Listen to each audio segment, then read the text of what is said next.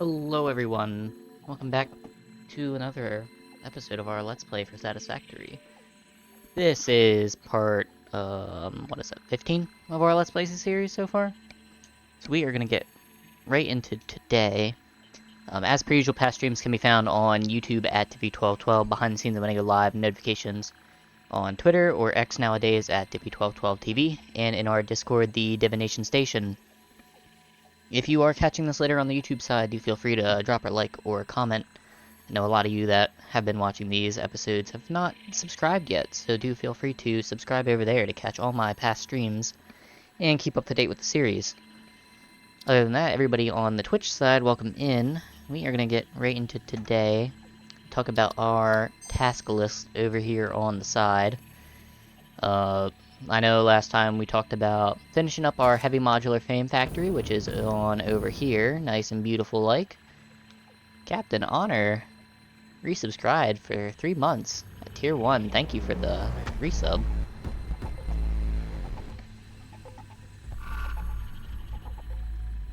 So this is our heavy modular frame factory over here. Nice fancy designed. Ahoy, my friend. Thank you. Appreciate it.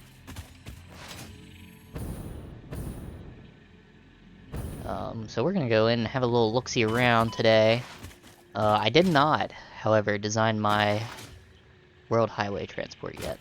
And we're gonna have to figure that out here in the next coming weeks, because I don't know what I want to make it as yet. But we did do enough so that we can make our factory. So here is our heavy modular frames factory. I'm alert and streaming COD. Oh, yeah, I did see you go live earlier, so I was actually surprised you were here. So here is our heavy mod frame factory. We're doing 4 heavy mods per minute. All of our supplies are made here on the factory side. We got a few things going on here. This is our concrete producer, right here on the side. The concrete and screws are taken upstairs. There's a little temporary bin for all our heavy mod frames. Over here we got all of our pipes being made. Here is our limestone. Here's our screws production.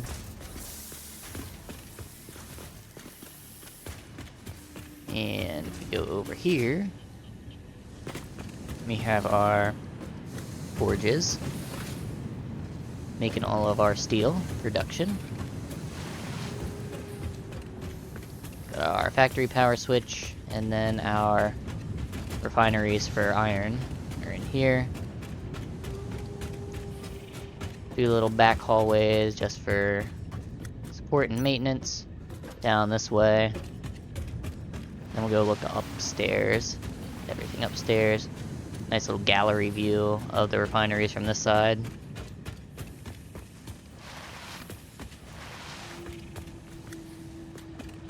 This factory was really interesting because it had a lot of curves that I had to deal with, especially on the one corner. So we go up our staircase here, which you can see some of like the extra backup stuff is there. If we go up top here, these are the encased beams. Another overview of our refinery forges. Some plates. And then our heavy frames that are getting made into our modular frames on this side. So yeah, I had to do some weird diagonals in this build, and I think it really came out nice with how the roof slants and then the triangles kind of meet together. So I was really impressed with it. Overall, I think it came out nice. I could do a little bit better, I think, on the outside design of this building, personally. Just in my point of view. There are these weird little, like, triangle floor pieces that don't exactly line up properly. But they can be rescued like that. A little safety rail.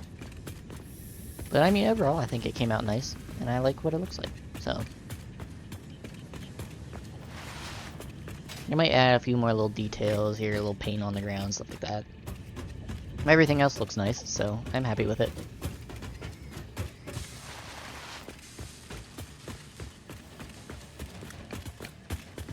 And as we're heading outside, meat and potatoes of today is our computer factory. We're gonna go fly on over here to where we are gonna build it. I have a basic layout and actually already started some of the processes to kind of save us a little time today.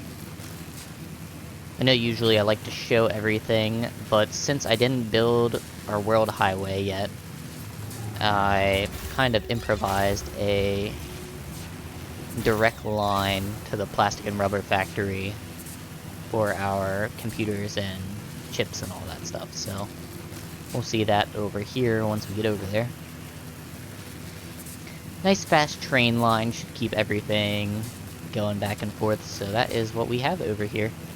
And our big area layout for our computers, our frames, our computers, what is it, chips, quick wire, and high-speed connectors are all going to be done here. So right here on the nice little waterfall area that makes my frames go potato, we got ourselves here a bullet train that is a push-pull train. It's going to be my direct line to getting plastic and rubber to this factory. Take a look here. Something weird going on where the trains weren't opening doors. But one's going to deliver plastic, one's going to deliver rubber. One's plastic, this one's rubber. Go back in here. Turn this train on. Pretty direct line. Ignore the phasing through the door. I don't know why they are not opening properly of late, but it's just a direct turn line straight over to the factory. And it's a push-pull train, so it goes in one way, picks up, goes out the other way, delivers, and back and forth. Pretty cheap on the power, too. So nothing too taxing. This is our first railway in the world, by the way, so having it kind of like a direct line is pretty nice. And we'll just deliver back and forth. We have it go right into the base of the plastic and rubber factory, into this nice little room where it scoots up and lands at the depot.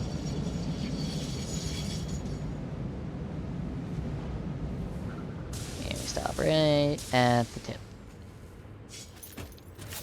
So just before we do go back over, just to look at this area, there's nice little lookouts of our little water extractors underneath. Just kind of some details. This thing's going to pick up all that and load it up. There's some safety railings for our platforms, and then a staircase that goes up top. I'm going to jump back in our train. So I think this came up really nice, and then it flip-flops, and then we go right back. Down this little slope, and out the door.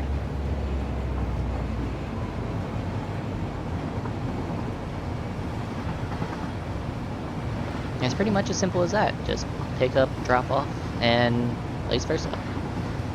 And go straight over here, so it should be a pretty speedy process of delivering our plastic and rubber.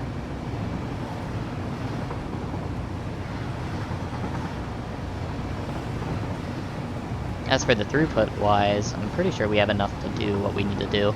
We're actually using a very small amount of plastic and rubber in this factory, so I think we should be fine with what we want to accomplish with what we're getting delivered from this train, and then some.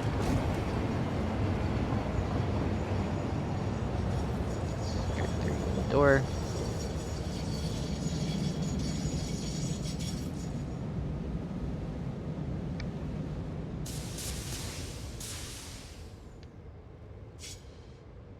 I'm gonna let this train do its thing while we're waiting.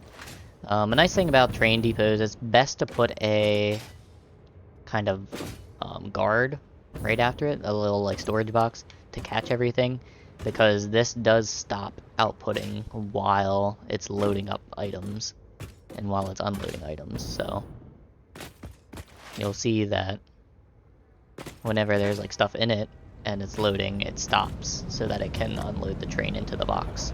And then it'll start back up. But having that little buffer there allows your outputs to be nice and smooth coming from the train.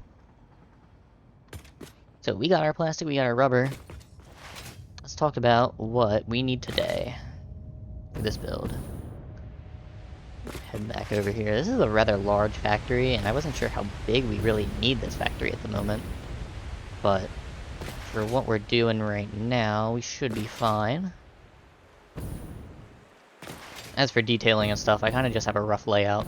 Look at more closely detailing things later on today. So some basic inputs, we're going to need 192 water per minute, 192 of these deuterium ingots, which there is a pure node right here. So we're going to throw a Mark II on there, give us 240 per minute.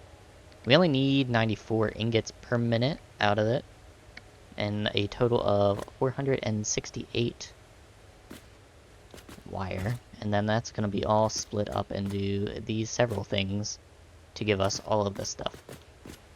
So, yes, the first thing that we're going to do is look at how many refineries do we need for 94 ingots, and what do we need for our miner. So we're going to grab a Mark II miner for sure. See, I already see I'm going to be loose on items that I need. I didn't bring over a bunch of stacks of things, so say we make 12 per ingot for, so what's 90? 12 times 8, 86. So we'll need 8 of our refineries. So that, I'm gonna go to our blueprints. Here, we're going to need 8 of those. Constructor lines. That's like 60 per constructor.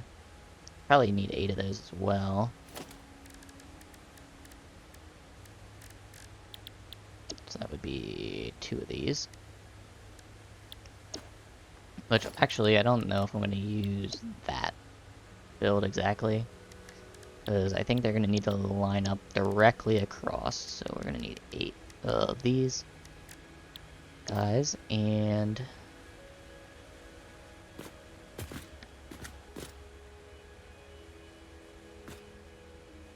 it's like 45 and 5. Yeah, that looks good. Okay. So go get some materials that I need, that I am shy on. We're gonna need, what do we need? We need the ingots. Oh, we need motors too. And some drills. So let's go grab them a while.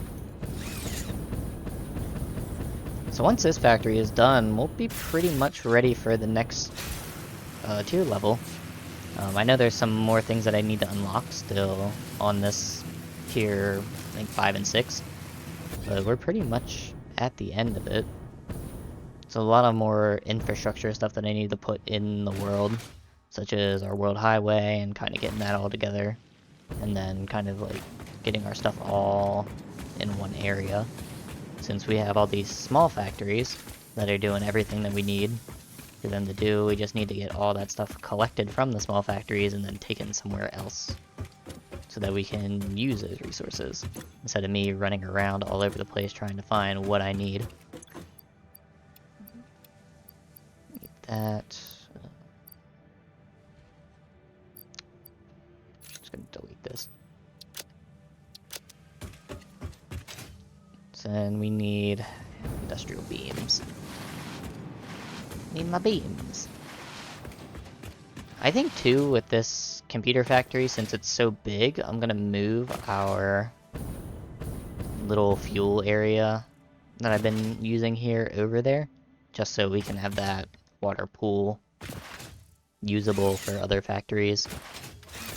I know I'm eventually going to want to update these factories here so that they're more up to date with all of our new items that we have.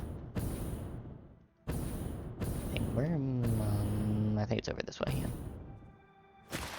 So, because like all our steel production could be upped, as well as any of like the stuff that we have here, since we have Mark II and we'll be on the cusp of Mark III at some point here in the future. So then it'll have to be upgraded again at that point. Plus, these factories are kind of temp factories since they're all exposed.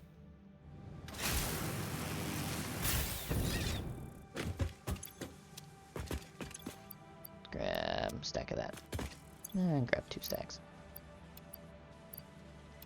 Not sure exactly what I'll need, so just grab them all together and then we'll go back to making our computers.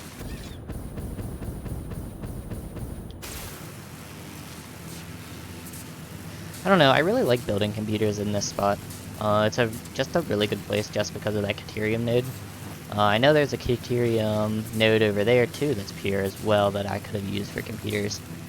But I might save that since it's so closely located to other resources that we can do control rods eventually there. So I think control rods would be the better option for that Caterium node than any of the other ones. I mean, right now it's temporarily making quick wire for us, but in the future it'll be a good thing to have for control rods. And plus there's copper there, yeah, there's copper right there too that we can use. So let us stop here. Let's grab a workbench for ourselves.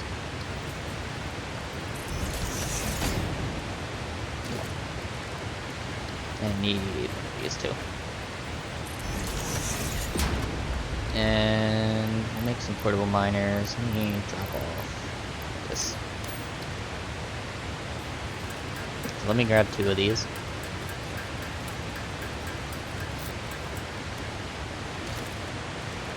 Grab our handy dandy Mark II miner, snap it into place.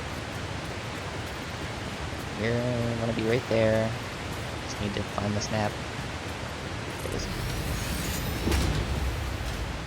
There you go. Kind of off center, I hate that, but it is what it is. Do I want it facing that way is the question. Or do I want it facing this way? I think I want to rotate it. Oh, what did you spit out at me? What is this? Where did you get heavy mod frames from, or regular mod frames from?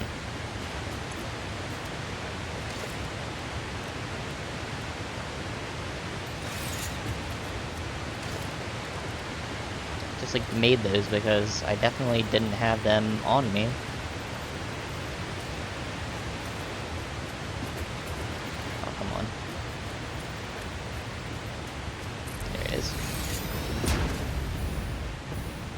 Snap that into place. This is our exterior wall, so I want it to probably come in right here. Just gonna put a temporary input. And you're doing 240, which is more than I need for this process. Grab this straight and just send it in right there. Delete that. The rest of my frames back. And let's put some floors in a while. And on my blueprints. Fine floors. Lock that into place. Just nudge it. Let's blueprint lock some of these together.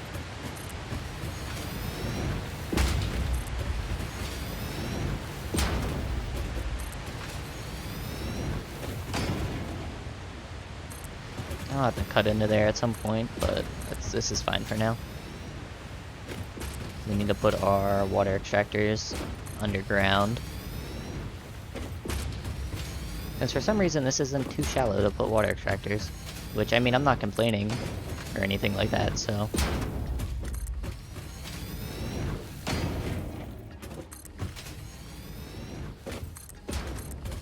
probably be able to fit most of the computer factory on this whole side. I mean, I guess I'll space it out a little bit, just so it's nice, but... computers don't really take that much to make, surprisingly. Once you have, like, everything else being produced elsewhere. Drape this across. I just want to get this side done. So we're going to need to take all of that down there and bring it over here.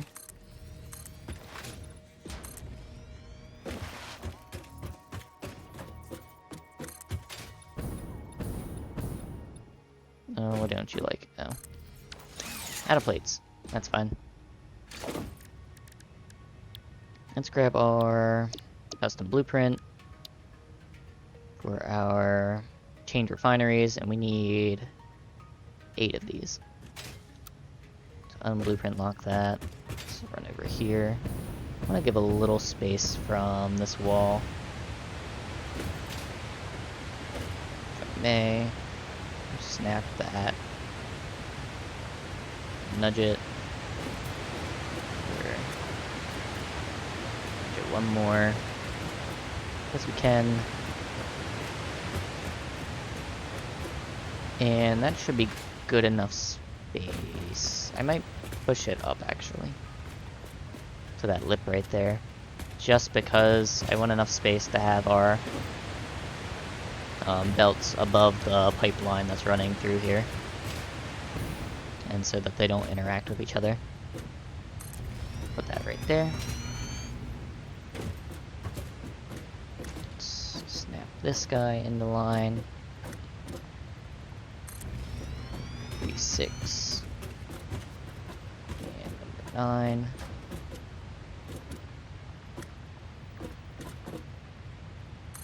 And if you haven't watched these before, the nice thing about these daisy chain refineries is they all have their own little power connector strapped right to them, so I can just snap it and just chain them all the way across.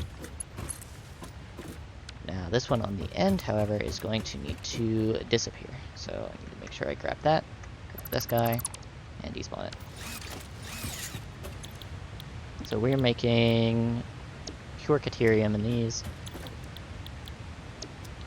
Let's copy. Go down the line. Control B.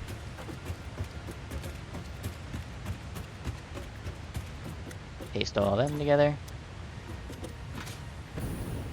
And these should all be making 12. So 8 times 12 is 96. And 96 is more than we need for our Caterium.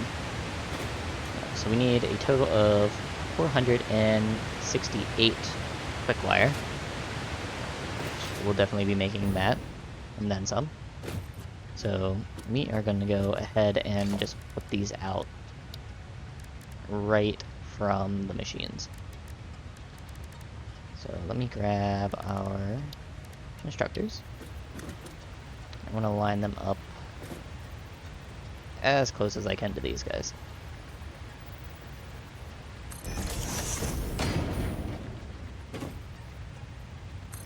And just put them all in a line.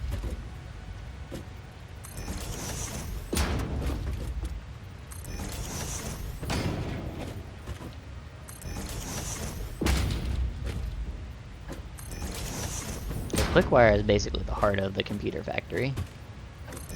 So with all this quickwire being made, we'll be able to send it all over the place. So let's do quickwire. You take 12, it gets you 60 per minute. 60 times 8 is 480. Way more than we need. So we'll have extra overflow for that. So copy. We'll just control paste all of these together.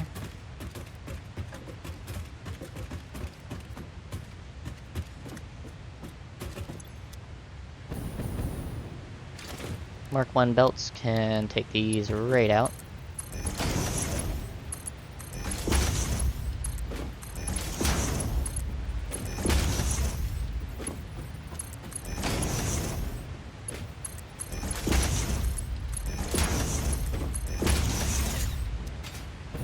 So each of these refineries needs 24 water. 24 times 8, 192. Should be 2 water extractors, should be plenty for that. And we're gonna want to put them right near this guy. As for our other pipes that we need to have the deuterium ore coming in, needs 24. So we are going to go ahead and grab our handy dandy blueprint with our stacked splitters. And we are just going to do a belt train down through these. So let me lock that into place. Figure out where we're lined up. We are. And nudge it out. 1, 2, 3. About 3 out will do it for that. Kind of get these in line again. 3. Make sure that we're lined up. Lock it in place. Super easy way to do this when you're using a blueprinter. You go ahead and just stack 3 splitters or mergers, and then you delete the bottom 2, and you save that as a blueprint so you have it for handy dandy use.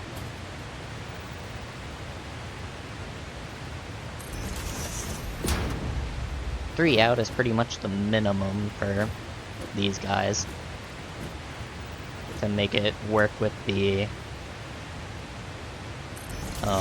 lifts. So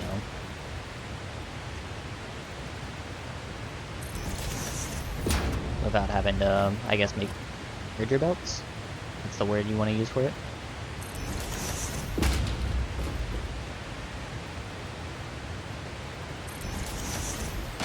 And these ones connecting are going to be all marked 1s.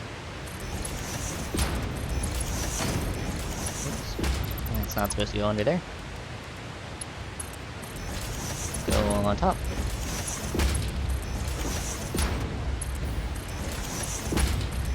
Like so. And then since we're moving 168 of the deuterium ore through here, we're going to go with a Mark III belt, since it is going to just be a chain that goes down this way. It's not going to be evenly split or anything like that.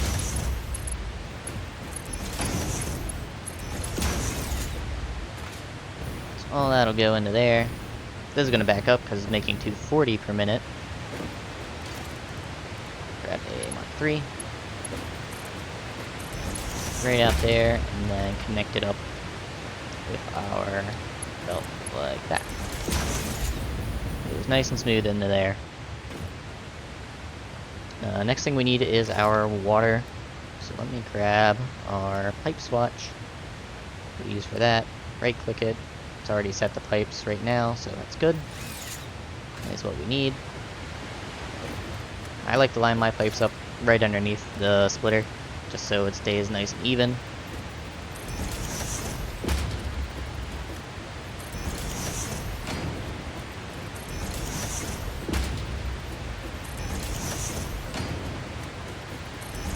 Get these all connected up.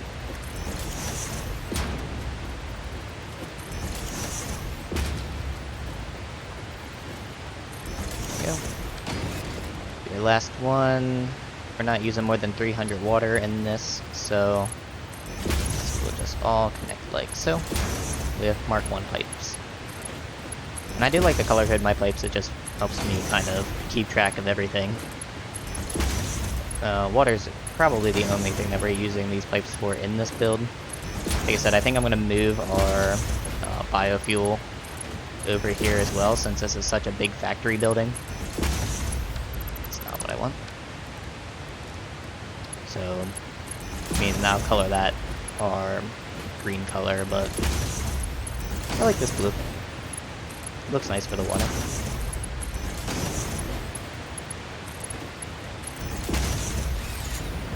Alright, so we got our water.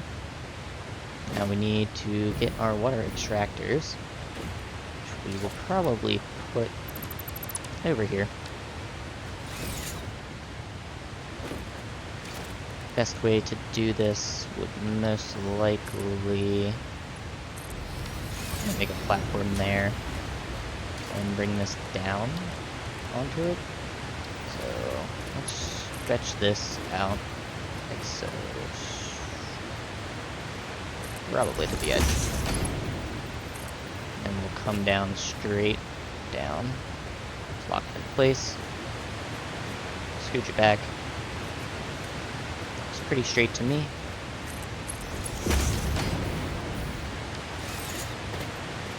And I'm gonna put the water extractors probably right next to here.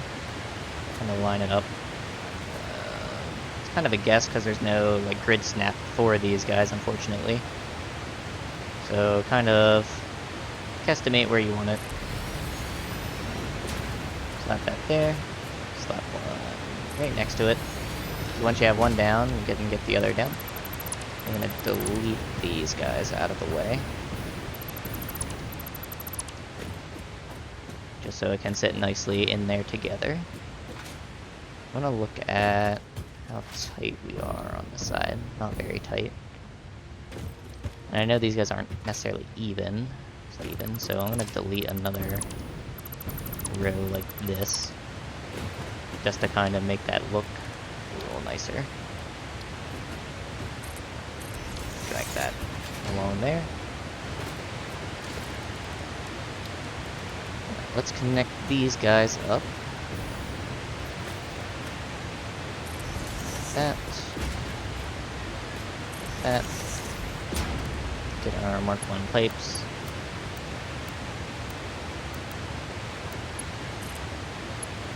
Just gonna leave it as auto for now.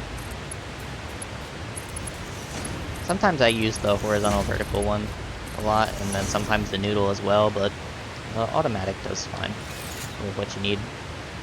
To get this up here, I know it's 10 meters of lift. I think this is the 12. If I were to look. Grade 12. Yeah, so it's not going to make it up top there. We're going to need a pump. Yeah, Mark 1 pump should be fine. It's in somewhere. Probably logistics. It is. Slap that on there. Be plenty fine for that. That gets our material done.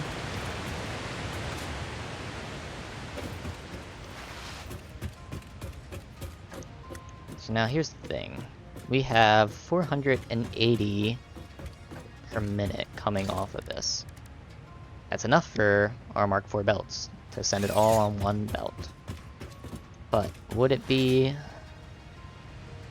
responsible of me to split it off in different intervals? So we need 187.5 for that. We need to make cable wires as well for 30, which is only 7.5. So I think that's one of our assemblers, I believe, for that recipe. I go to O here and search our parts, go to cable, 27.5.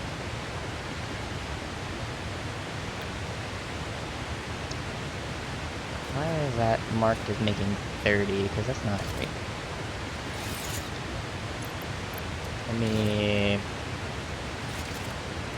Let me map this out real fast again. Because I need my high-speed connectors, and they're underclocked. Go down here to high-speed connectors, wherever they are. I scrolled past them, I know I did. Okay, there, right at the bottom. High-speed connectors, we're underclocking this to produce 3 per minute. So it does need 30, so that quick wire number is not right for that. That's only making 27.5 per minute.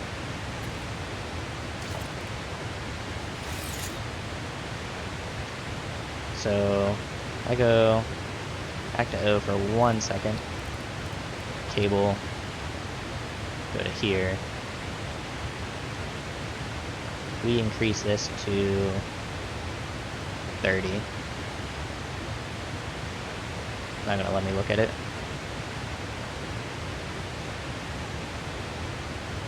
Oh, it's because I'm not typing numbers.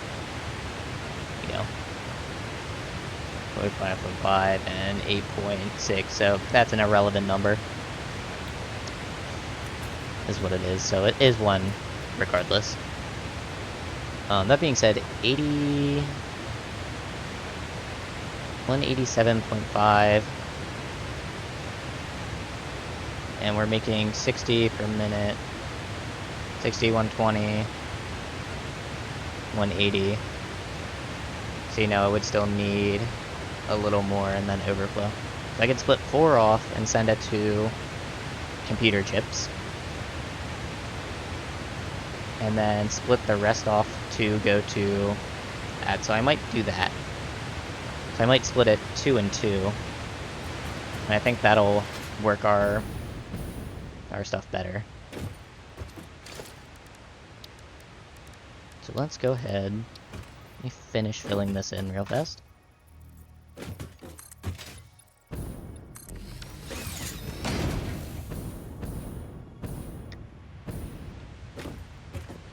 So I'm going to split these 4 and 4. One's going to go out one way, one's going to go out the other way.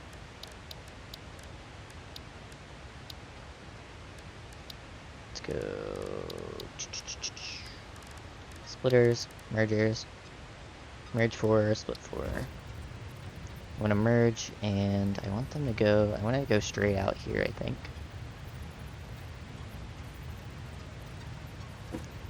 Split it right at the edge, like that. 1, 2, 3, 4. So I'm gonna turn the other way. 1, 2, 3, and that's gonna come straight that way. As for these, they'll all be Mark 1s going to feed the main belt. And then since it's 4, that's only 240 per minute. So 240 per minute is only going to be a Mark 3 belt, since Mark 3s can carry 270.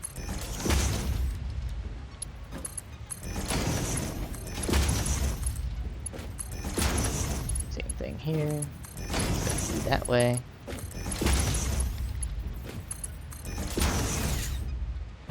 And then they're going to feed straight forward then, or wherever I want them to go.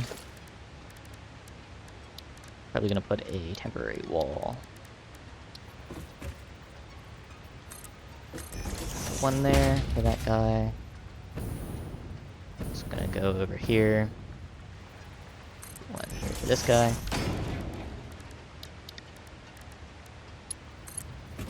It's going to make this look okay. I'm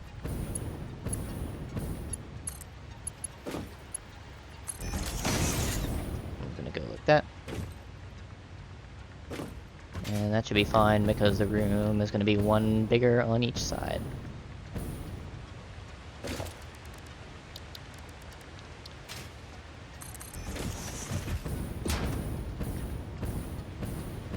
I like having the corridors kind of 3 wide between the buildings, so this is probably going to be the main corridor of the whole factory here.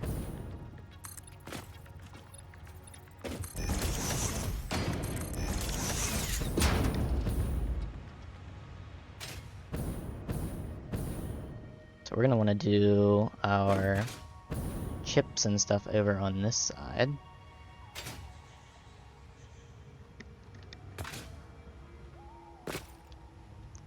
So as for computer chips, I only need 30 of them.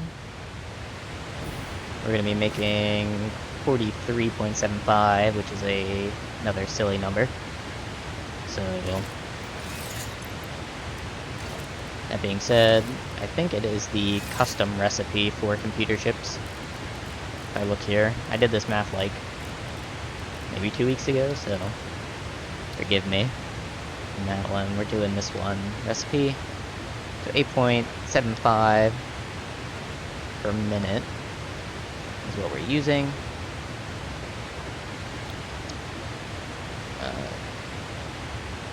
Go to N.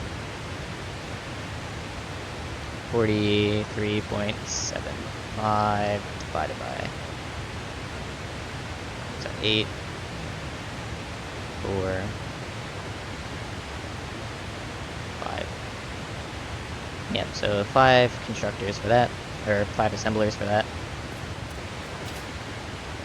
Problem, let me make sure I have all the resources for that. 5. I do not, I need more motors. So let's go get those real fast.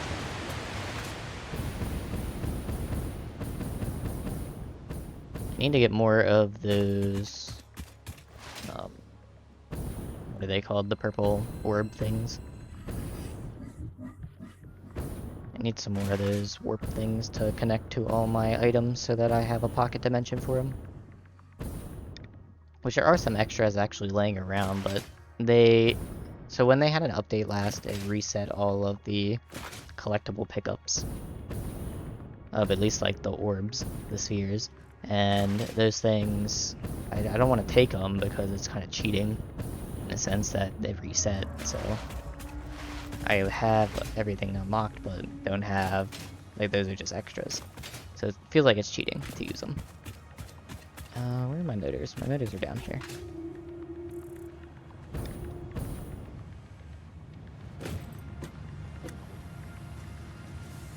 Like, where are all my belt items? Got 2 of those.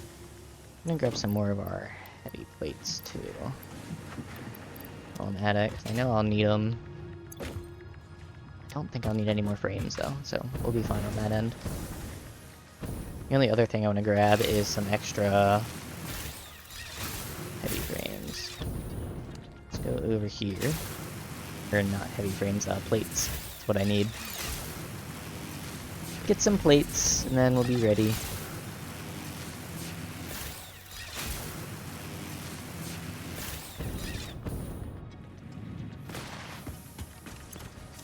That's that.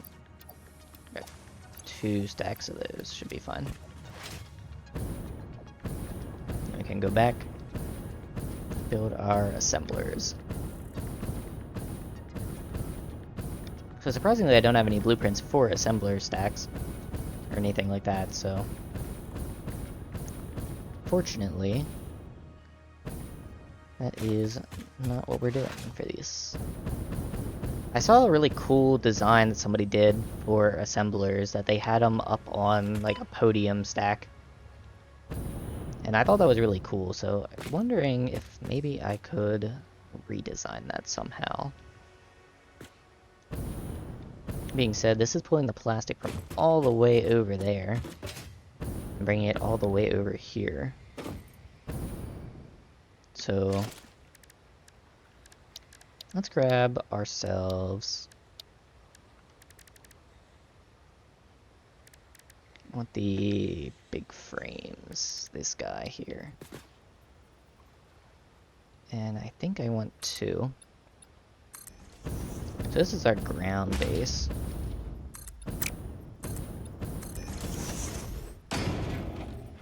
Put 2 like that high, I think.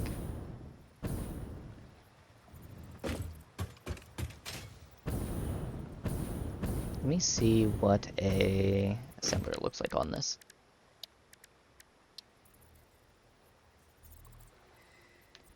Because if this is the ground level that I'm standing at, the assembler is raised up, and I want to be able to see like the items going down through the thing. Let me lock this in place, and we'll nudge it. Where we need it. That's not bad. Can live with it. And this back here might be an issue, but I think I'll just pull it out like that, because I want the lip right here to be over the edge when it comes down to bring the resources down. And I think the resources are going to run down this line while we're up here like this. I think we'll put it up one more high though. So let me grab our architecture.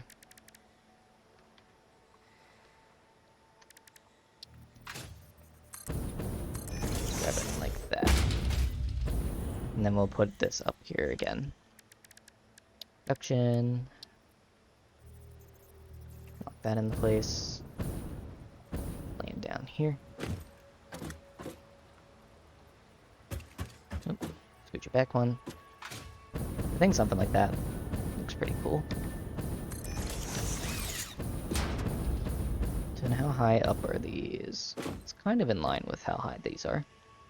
The corridor will be right here. You'll probably be standing on this level watching the items go down on a belt, which will be fine.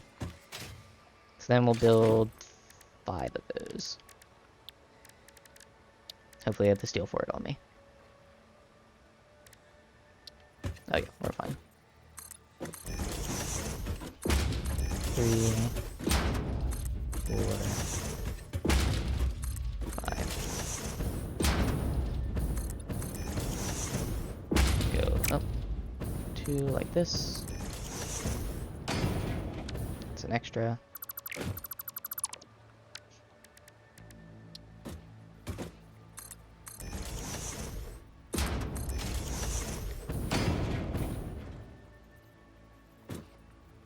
Do the same thing on here.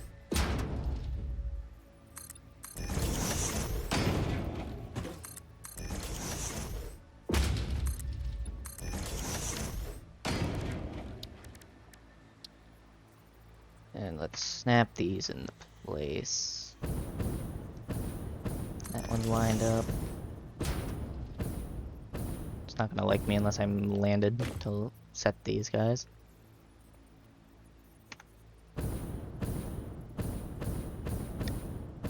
That one's in place.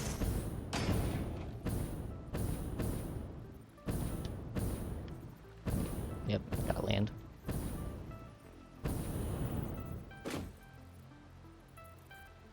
Snap this guy into place.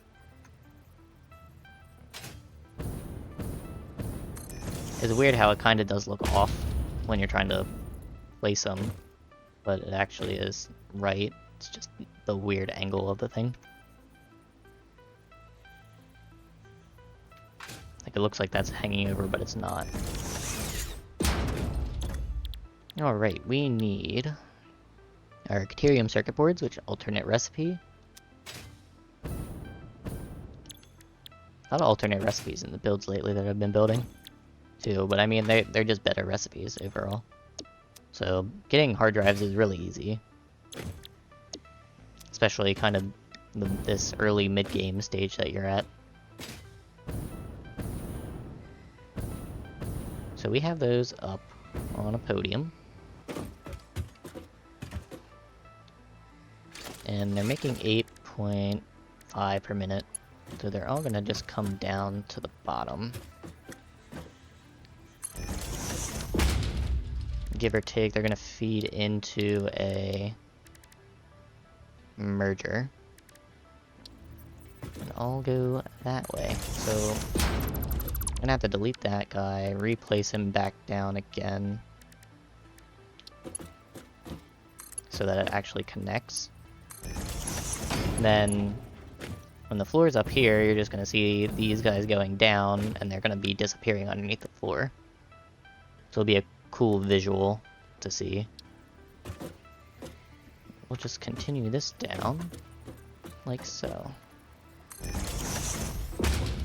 For all of these guys.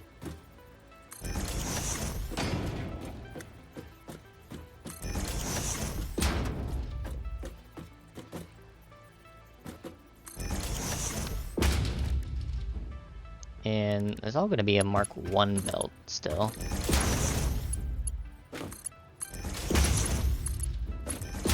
Since it's only 43 of them, it's just going to end up being a lot of overflow, which we'll use for other things. I'm sure we're going to need computer chips for other stuff at some point.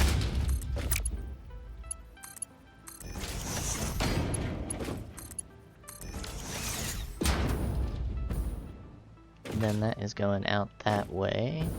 As for our walls, looks like it's 1 and 1. So the wall split will be right here. I'm just gonna throw down a temporary wall.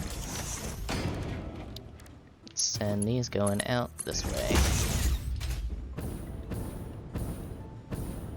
So now as for the back end of this, it's gonna have to be a feed through this guy, so... Oops. You're just gonna cut straight across. Grab a... like that. Mark III belt all the way across.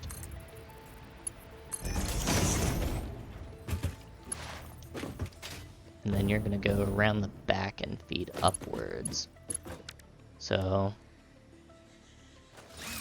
these all need, what?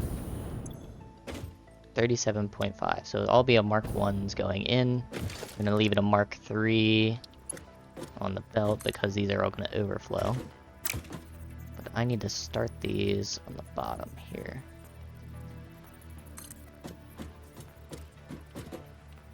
Kind of line them up with the top.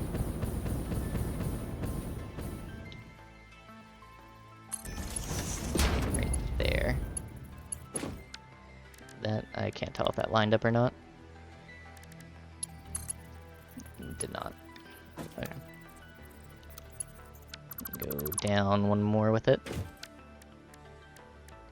So, pick your spot. Snap that back around like that. And then grab our Mark 1 belt. Line that in like that. We'll do the same thing for the other ones now.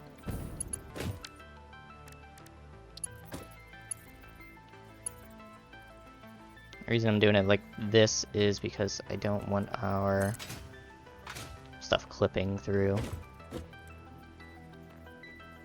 Like that.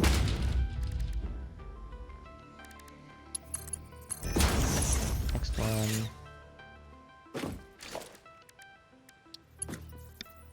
Oop, careful. Let's go up. Keep this together.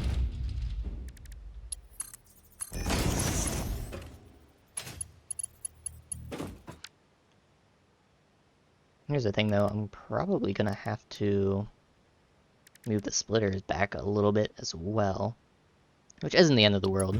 It's just because I'm building the lifts ahead of time, splitters aren't gonna connect right to them. But that's alright. Just a little bit of extra materials being used.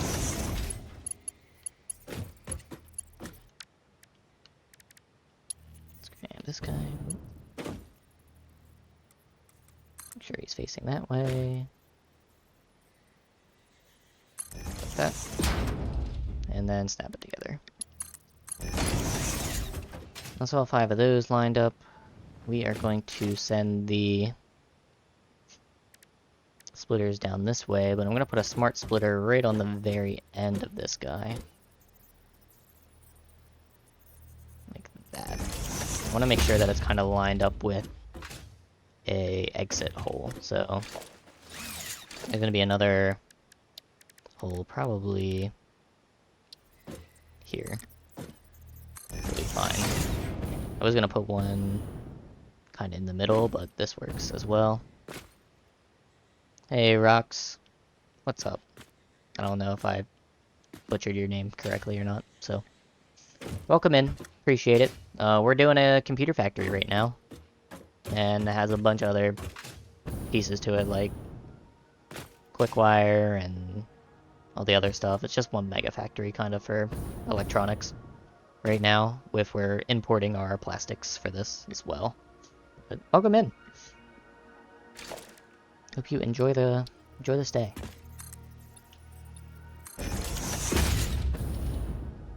Forgive me if my math is butchered a little bit on this, too, because I realized that I didn't measure out my plastic right for the one part, or my wire out right for the other part, so no big deal though. This is overflow. This is quick wire. You're at the same stage. Yeah, I mean, last episode that we did, which is on YouTube, we just finished our heavy modular frame factory that does 4 per minute over in the grasslands. So it's pretty fun. New to the game though, so struggling as I go. Hey, no worries, man. I got this back in early access, so I mean, I'm kind of at the point where I know how to kind of like wiggle stuff around, but I'm also still learning how to do curves and do like circular builds and stuff like that, which is super strange. There's a lot of good tip videos on how to do those on YouTube. I am not an expert by any means, but there's a lot of cool things that you can do in this game that even somebody that knows what they're doing is still kind of like learning how to do it. So every time you do this game too, it's a whole new like experience on how you want to play it and where you want to build things and stuff like that. So you'll learn a little each time. Alright, so we hooked up these belts. They're doing 37.5 quick wire out to each. And then any excess quick wire is getting spit out the end via a tier 3 belt, because we're just going to carry the tier 3 the whole way through, regardless of how much the count is at the end of doing all of these. Did that go the whole way? It did. So we are just going to take this guy and send him up this way. Take this guy and also send you up this way.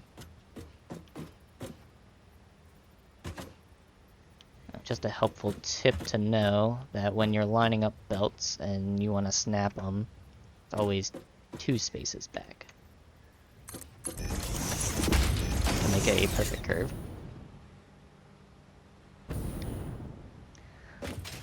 Cool thing I also learned the other day from a guy, that when you lock things into place, you can control nudge, or actually, is it alt nudge?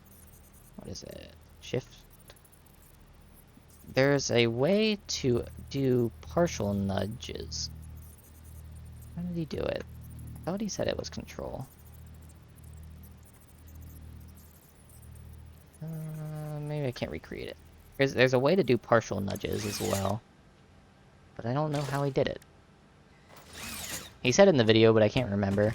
But it was a cool feature that you can do partial nudges, apparently, as well, than like the full nudge, which I didn't know that, so something interesting.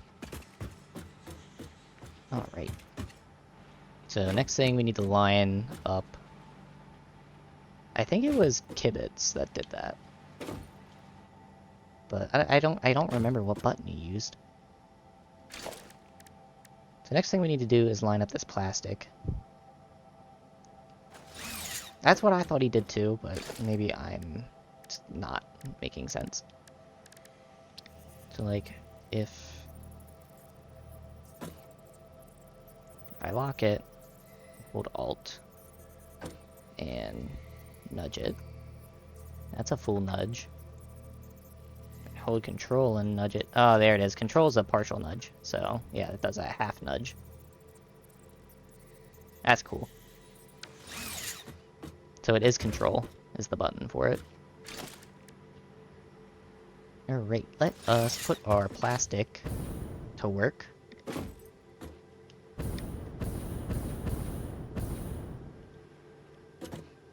So, plastic. We're pulling plastic only from the train depot. And we only need 60-some percentage of it, so... Or not percent, but items worth. 62.5 to be exact. So the rest of it is just gonna have to go back to overflow or be recycled somehow.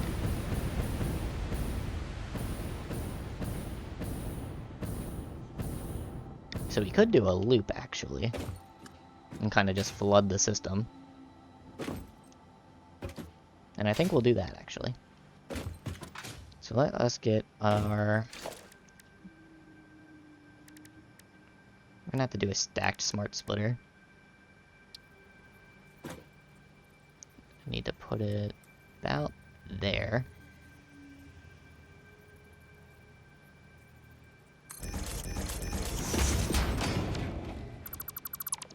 Delete those two, since I should add that to my blueprint list, is a stacked smart splitter.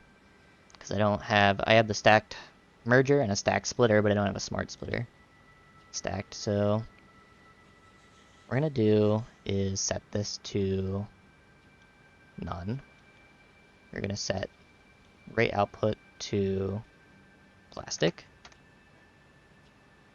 And we're gonna set this left one to overflow. Then we're going to grab ourselves our blueprints and our stacked splitters. We are going to line them up with this menagerie. Oh god. Stop falling. Scoot it back one more like that. Would be right. No. Well, now that guy's wrong. Wait. Nope, I do want it like that. Okay.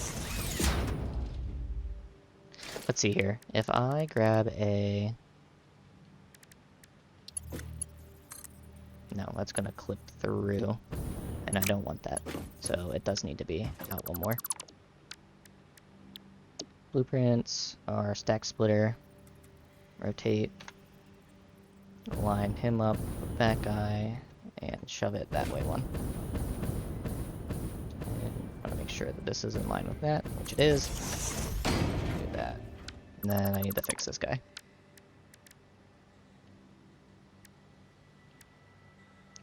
Instead of doing how I did it before, I'm going to throw a stacked merger down real fast. I'm going to lock that into place. Make sure that we're lined up here. We are. Just gonna throw him down temporary. Throw a regular splitter on top, and then delete and put the one underneath that I need. Bring that on top. Delete the bottom. And we'll throw our smart splitter on the bottom. So again, none. This side is our plastic. Oh, and the other side is overflow.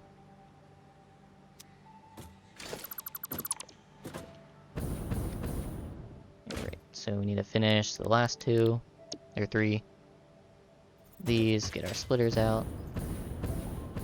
Just line them up with this guy. Get in place, should be lined up. It is. Tell you what, the jetpack is super useful. If you don't have the jetpack, highly recommend getting it.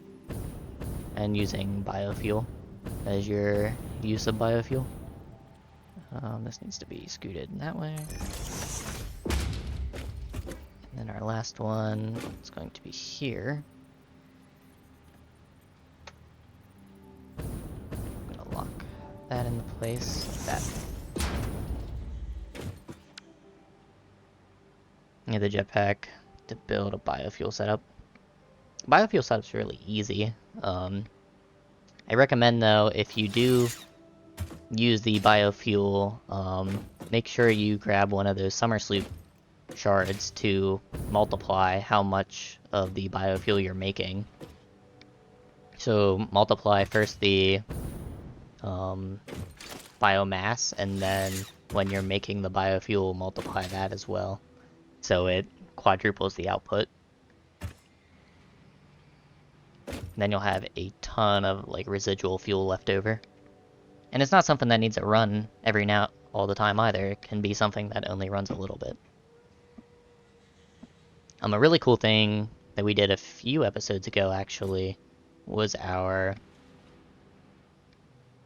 what was the word for it? Turbo fuel. Which, let me grab a drink real fast.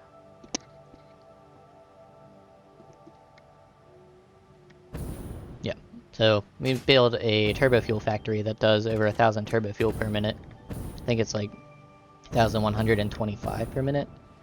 And that's what's powering us pretty much through the mid-game of factories. So I'm excited to see how that works. Oh, it is working, I should say. It just needs to balance out, basically, at this point. So I want a merger on the end here. I'm gonna put it kind of as close as we can get it to this guy.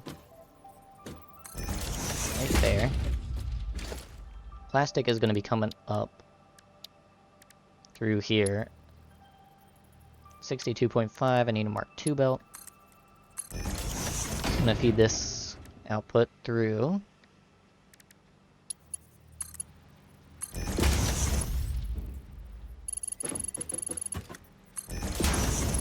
Oh, I didn't mean to downgrade that belt. That back. So the reason I put a merger right on the end there is because I'm gonna take this whole belt as a Mark II. And then I'm gonna take this end belt and feed it all the way back into this guy. Although I'm gonna need to come partial way and stop. Then continue into you. So this is gonna go all the way back around and feed into this guy.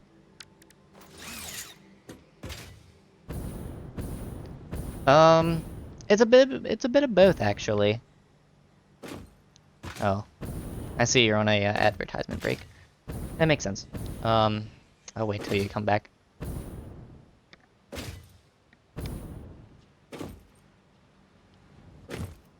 Alright, so do the loop around. And then these are gonna be Mark 1s feeding up into these guys. As well.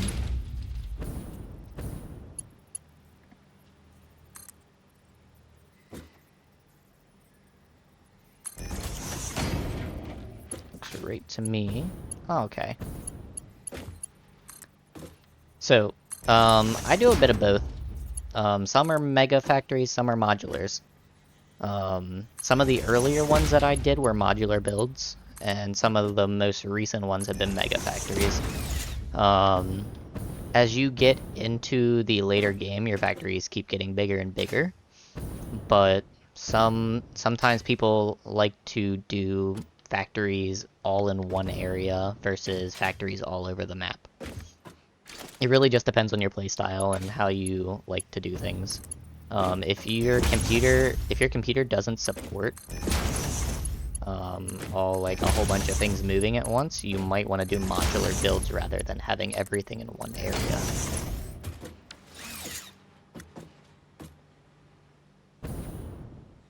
Nice. So how this works is we're feeding the plastic through here from the train. It's coming into this, going forward, splitting, forward splitting, forward splitting, forward splitting, forward splitting, and then any extra is looping back around on itself and coming back into the cycle to start again. That's the best way to refeed this machine, and then somewhere down the line over here we'll have a overflow, so when this whole line backs up, then it'll spit it back out. How big is your plastic factory? If I can catch the train real fast before it leaves, I can show you. I don't think I'm gonna catch that train though. It is all the way over yonder.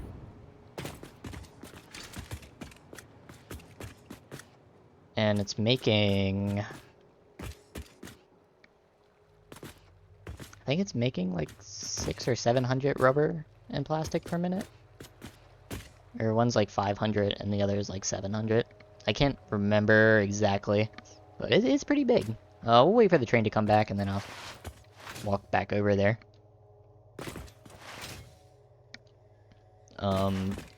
I mean, that's a big factory, but the other factory on the other side in the Blue Crater for the turbo fuel is even bigger than that one. And that factory does use some alternate recipes, though, to maximize its use of products. So, we have our Caterium. We have our computer chips. We need next on our list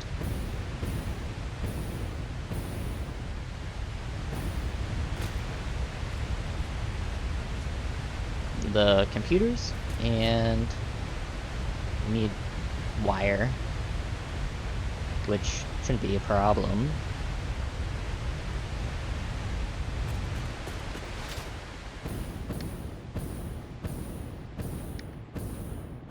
So what I'm gonna do is come right next door to this factory. Yeah, the pure ingot recipes are really a must come the late game, especially. I mean, they're super helpful. I mean, that's what these refineries are doing that are daisy chained together. They're all pure Caterium. And what's nice about them is it's a 1-to-1 for the regular recipe for Quickwire. So it's a no-brainer, sure, to trade some power and water for more out of your ingots. So I wanted to come in here. This is spitting extra Quickwire out. This is our computer chips, and that is our plastic. So right here, we'll bring in our wire. Yes, I have used some of the factory planners that they have online. If I can think of what the website is called. There's like a Satisfactory calculator website that has a lot of stuff that I use. I know there's some other sites that are probably better than that one. I've noticed that using some of those sites too sometimes like doesn't measure out the recipes exactly right, or doesn't do exactly what you want it to do. Like, I know when I was building my plastic and rubber factory, it didn't like that I was using the recycled fuel recipe with the water and heavy oil residue, so I had to kind of hand math that together. Let's grab our... where is it? Logistics. Nope, production. Assembler. Flip that around. Nope. Lock. Lock.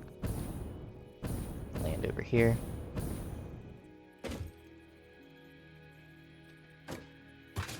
That should be lined up. This is our alternative Quickwire, and I need to use one power shard. Oh, I also won't stress enough how useful lizard doggos are. I do recommend keeping a pen of them because they give you free power slugs that you can get, so power slugs are infinitely produced. Satisfactory logistics is a great baseline. It tells you the choke points based on your pipes and belts. Okay, I like that. It's good to know.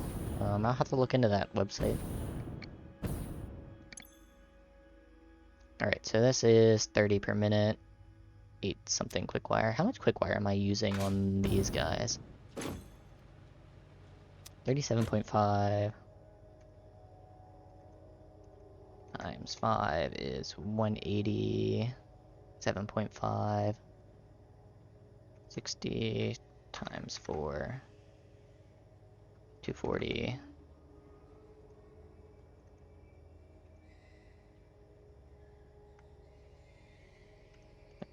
It's 50. Oh yeah, we're plenty of extra.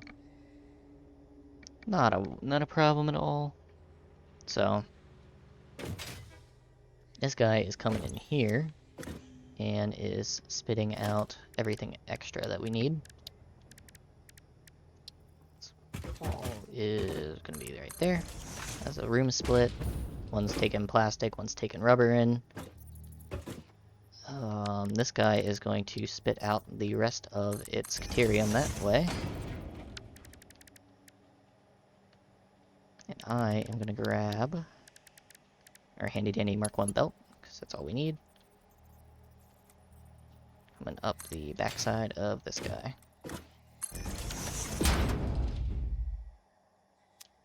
So 8 point something is going into there. No big deal.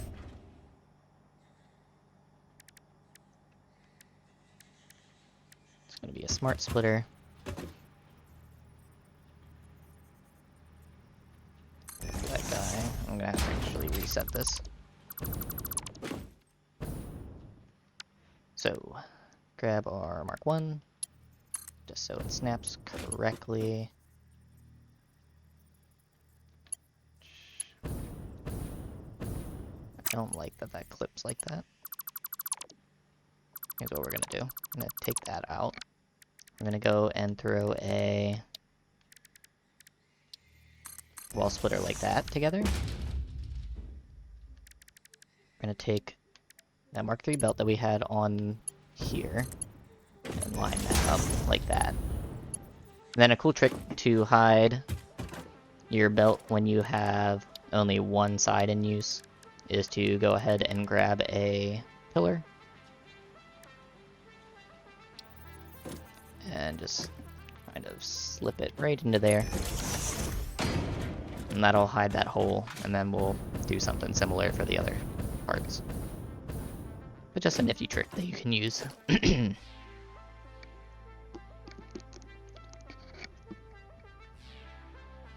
can start hydrating more for these. Let's see. Let's grab ourselves smart splitter. Where are you? Should be. That's not lined up. Delete. Try again. Should be good. Builder Mark 1.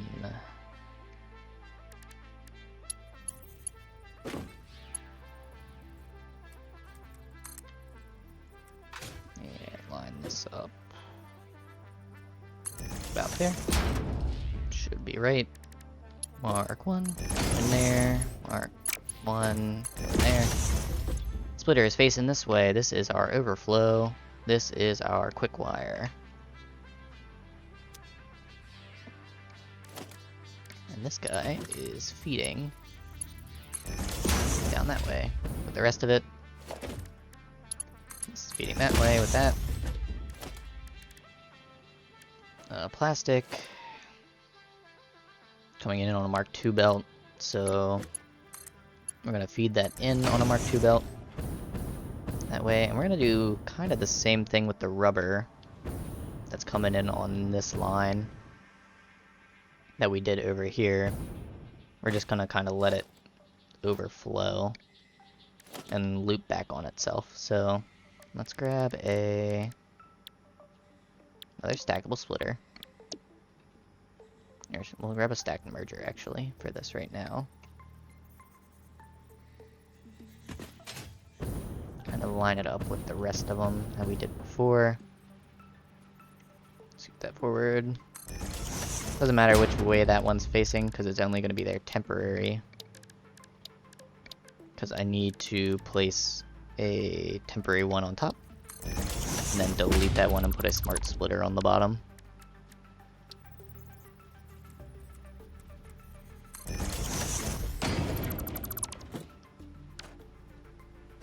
So this one is going to do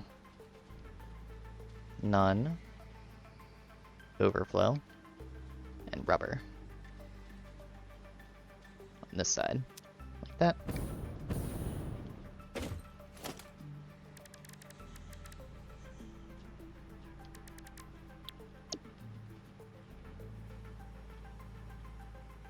Well, you know what? I actually don't need this setup.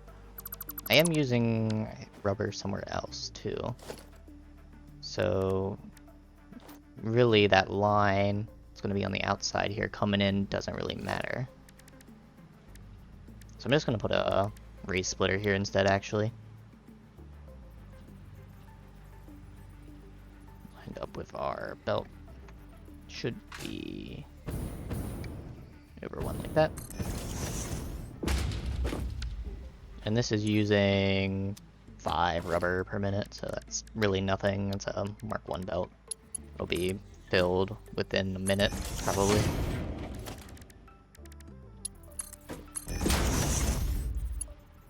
And then this guy is BL Mark 1. And snap it together on here like that. And that'll take care of that guy. Now coming down from here, our cable, or not our cable, our circuits coming out of here, going down this line. This guy is making wire. So he's gonna come down this way as well. Send him going that direction. And then I'm just going to take these two out with a double wall hole. Through here. One's gonna go one way, one's gonna go the other. Where did you start this playthrough? I started in the grassy plains. I wasn't really sure where I wanted to necessarily start, but this is kind of where my original home was when I started the game, so I kind of wanted to start here. I might do some type of playthrough later on down the line once I beat the game in the desert, just to try that out, because I've never done like a playthrough start in the desert biome, but this is where I figured it would be easiest for new people to kind of watch a Let's Play and learn everything and kind of take notes and get ideas from an area that they would know. Ooh, I hate that. So here's the problem with this belt, is that it's not the right direction. Ooh, stuck. There it is. So there is an easy fix for this. Just delete that, delete this.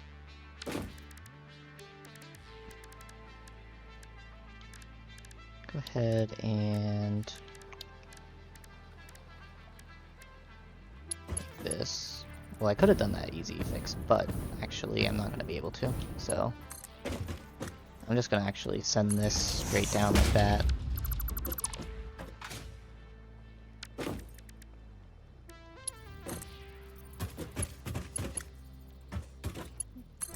I'm not going to be able to maneuver that how I want it to be. So we'll just run these like this together.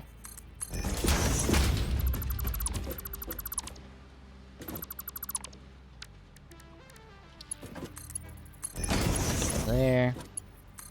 Oh, I missed the train again. Shoot. I'll get there eventually, sorry.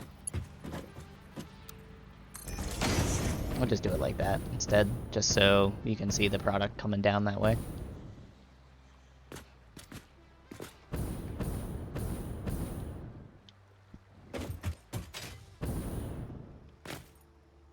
This hall's gonna be bigger than I thought, actually. Probably gonna be 4 wide instead of 3, because I think these guys are just gonna be straight down the line like this. So this guy's actually gonna split here and not there.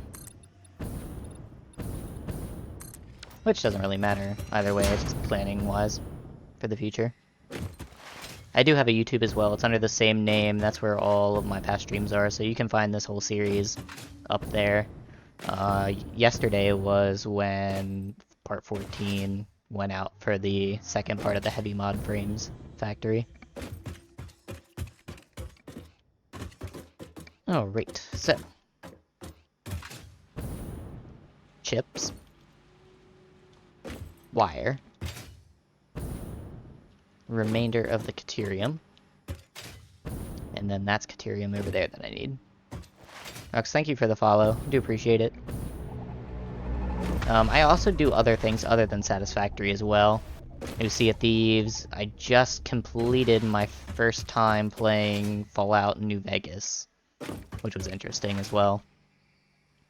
So, we do variety things on here. I've done a Minecraft Let's Play, done modded Minecraft, stuff like that. A lot of other fun things. So, it's not just Satisfactory, it's a whole bunch of different menagerie of items.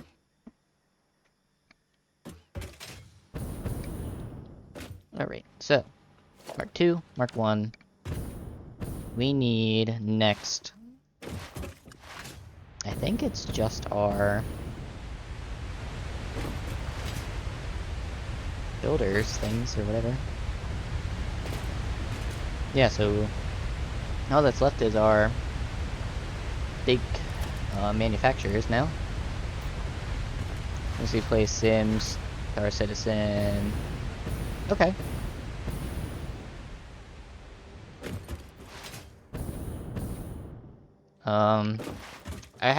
I have the Sims 4. I actually haven't played very much of it, actually. But I know there's a lot of cool people that do different, like, challenges in the Sims and stuff like that, which would be maybe something I'll look into in the future. But it's a cool game, for sure.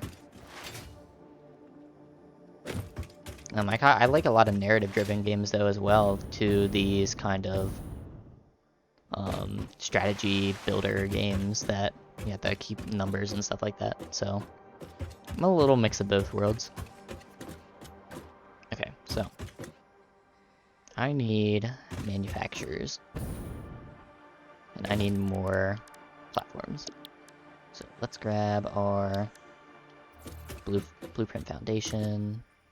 Lock that in place. Oops. Like that. 2, 3. 2, 3.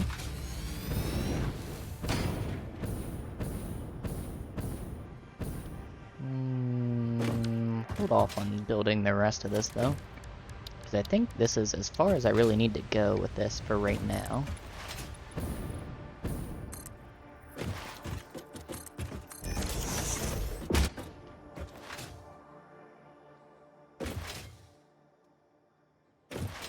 Let's head on back over here. So, our plastic and rubber is going from over there up to here. This is overflow. This is wire. This is our computer chips. This is extra quick wire that I need too for our computers. We need... I go to here, parts, go down to computers. We're doing this recipe. 1530. I'm using 2 of those. This one for high-speed connectors is using one of these underclocked. So we need 3 manufacturers for our production of this stuff. I need heavy modular frames. Yeah, that's what I thought I was missing. After I said that I didn't need them earlier, now I do need them. So what do you expect?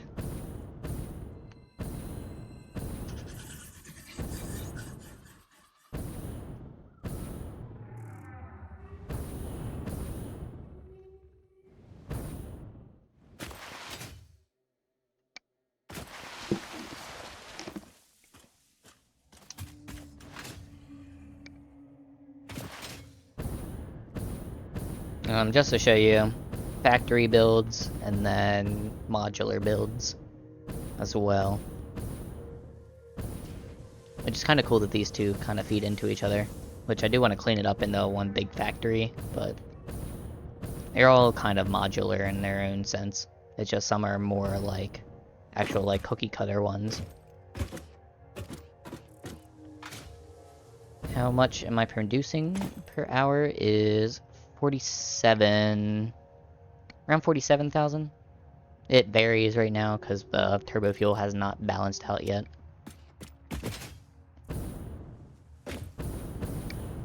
Just to give you an example of how big the turbo fuel factory is.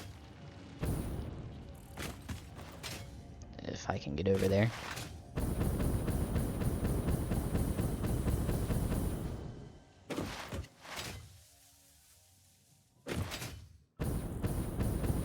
That's our heavy modular frame factory there. And then a concrete one over there. Turbo fuel is all the way over there in that big old massive factory that's most of the blue crater.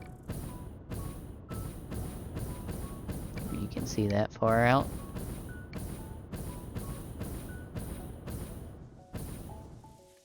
That place is huge.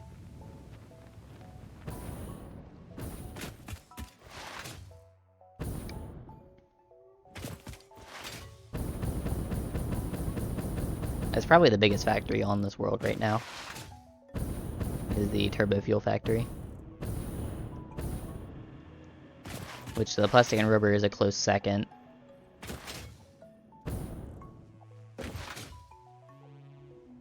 This right here is copper items next to me.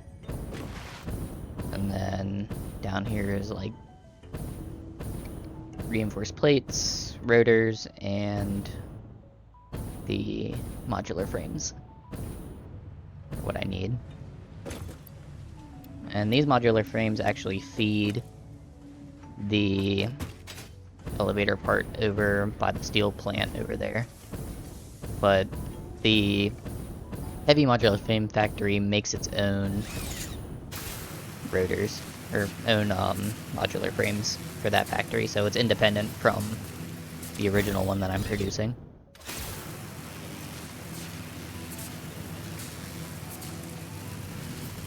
But yeah, we're comfortably sitting at 47,000. So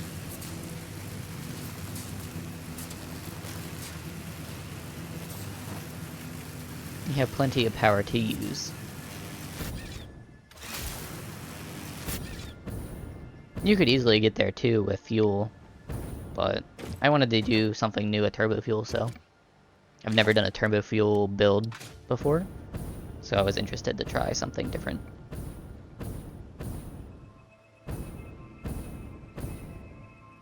I did tear down my biomass burners. They were right where that original factory was that I was by with all the heavy modular frames, so I did get rid of them. This is completely completely biomass burner free right now. Okay, so that.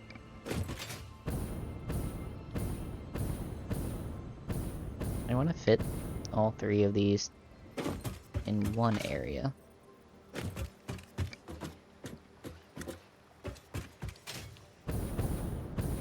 Kind of want to find my middle here, I think, actually. So it's probably going to be oddball, isn't it? 1, 2, 3, 4, 5, 6, 7. It is. This is my middle.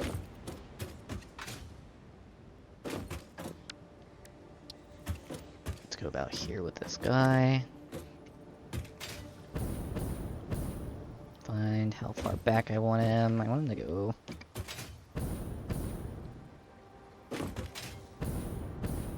Maybe there? Oh, here, you know what? Let's do it like this, actually. So, we're gonna put our computers on one side, we'll put our high-speed connectors on the other.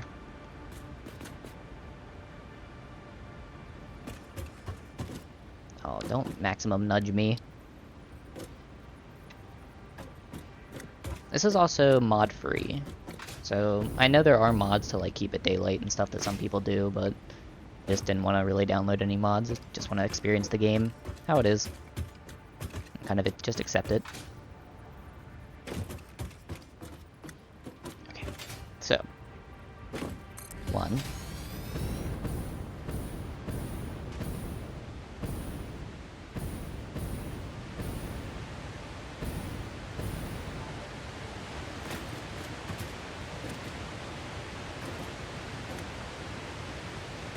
place. They're lined up 1 to 1. It's not giving me a blue line. 2. Do I want them closer? Yes, I do want them closer. Delete. Pull that. Or over this way. There. This one. Over this way. That. There. That way it gives it a little bit of space for the room.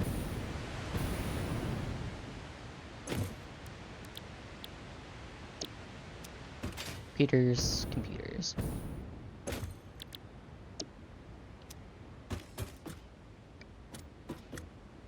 Then I need one more.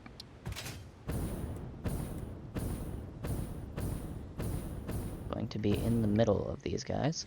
Which I guess I will use this as the front line to make sure that we're somewhere in the middle. Lock that into place. Leaving 2 spaces in front of them? Yes. Okay.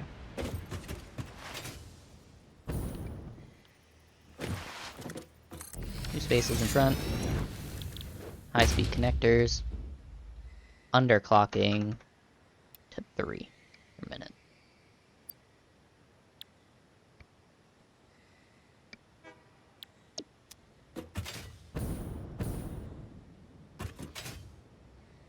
The wires are coming out of there. And they're going to need to go right into here. I think what we're going to end up doing is doing some hidden belts underneath here.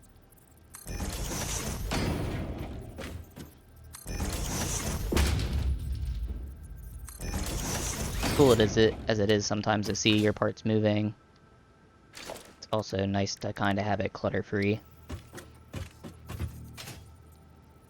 Those are going under there. These are also using rubber. Only 3. I think all of these use rubber at some point. Oh, this one doesn't, but the rubber is being used elsewhere. So, these are rubber. They're all using quick wire, and then they're all using circuit boards.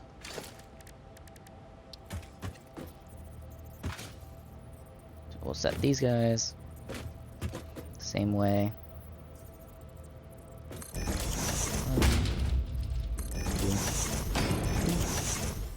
2, and same thing on this side. 1, 2, 3. All of these are going to be Mark 1 inputs.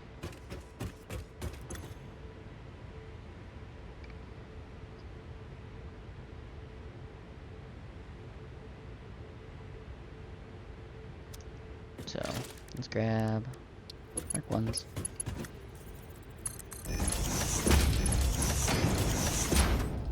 Connect all of these up.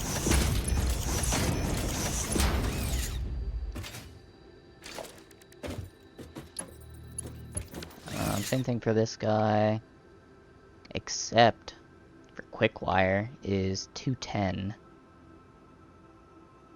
So that one over there is gonna have to feed into this guy as a Mark 3.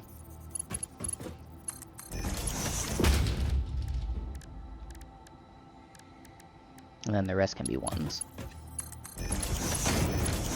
So that is a lot of quick wire being used per minute.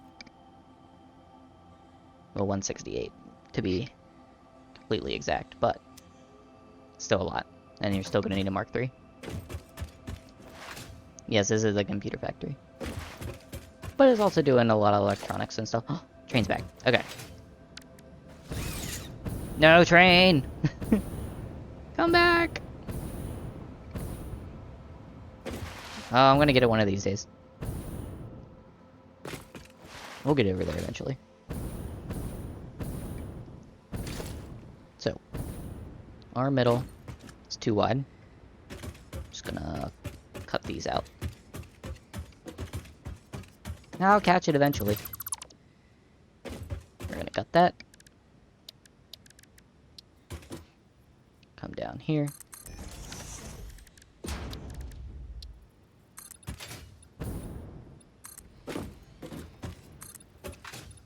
And we're gonna put a logistics floor underneath. Super helpful, super useful.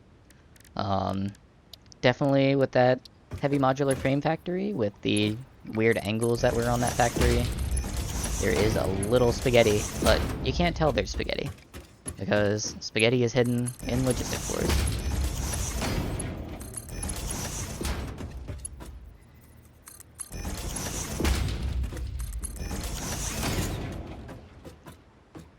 Okay, and this is Mark 3. This guy, I'm actually gonna turn this way.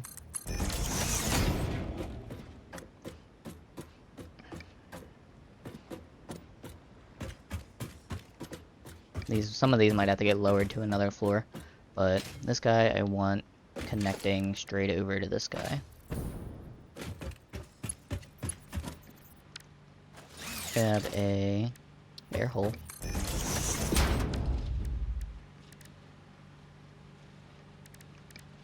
Mark 1.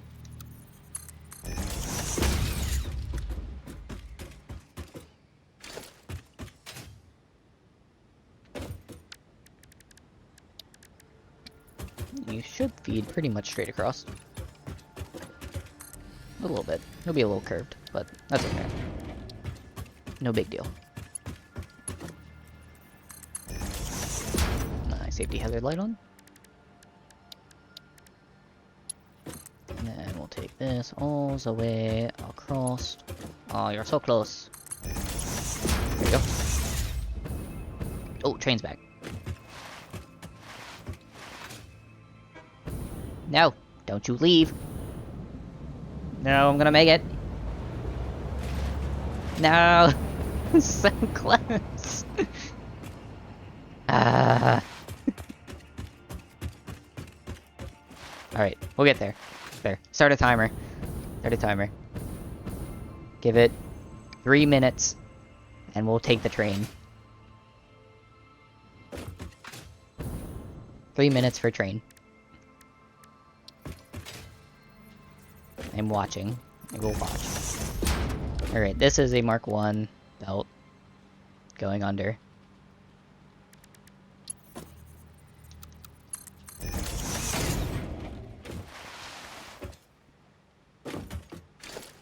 And this guy is going to actually turn. That is a good question. I actually don't have a proper quartz factory set up yet. And that is mostly my fault, but I have over in the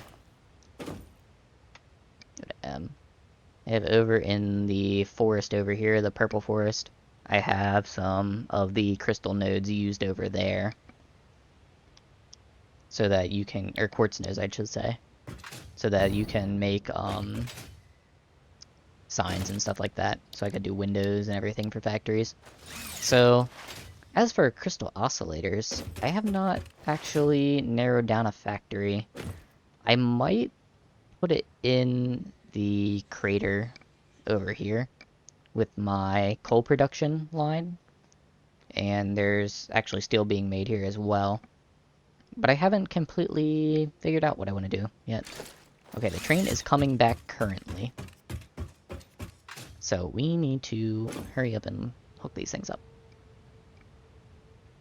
So, I want 15, 30, and then this one is what? 3. 15, 30, 33, so we'll have extra. So we are going to jump on this train before it leaves, while it's unloading. It's probably full at this point, I would think. There. It is full. That's why it's not actually like letting anything out. So ignore the doors not sliding, but it's just a quick, instead of a highway right now, we just have a direct train. That's a push-pull train, which I was showing it off earlier, but just to show it off again, it is on a diagonal, snapped onto the world grid. But the diagonal isn't on the world grid, but the straights are, so it's all lined up correctly. So it doesn't cause any like super issues. But this is just a direct push-pull train that has plastic in one and rubber in the other. And that's more than enough than what we need for this. That goes over to this big factory over here. And we're just gonna go inside of the thing. Oh, there's a foundation there that's not supposed to be there.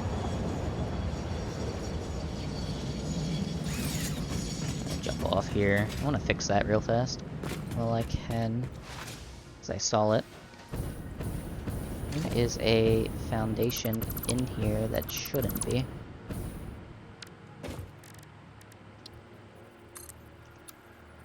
There you go. So this is our plastic rubber plant, and it's also burning some extra fuel as well in it. I just scoot around to the side over here, just to kind of do a quick show off of the building itself.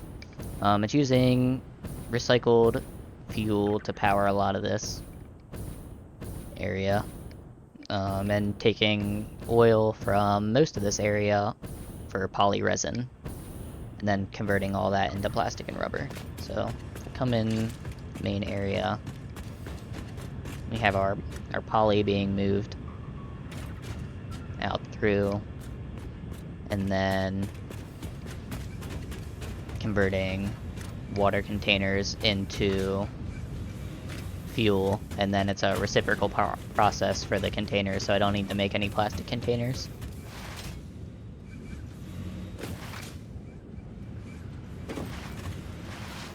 Extra fuel is burned off in these fuel generators.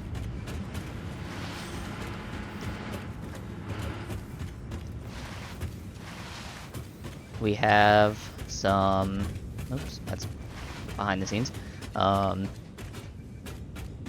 rubbers made through big corridors here. Plastic is on the other side. I can get over there. Plastic's on this side. Much smaller production, but the rest of the plastic that's being made for this is also using that fuel for recycled plastic, so that we could make more over in this one. I do have this built on YouTube. Yes, I do. It's split into two. And then there's a nice little storage room here for plastic and rubber if I need to grab any extra.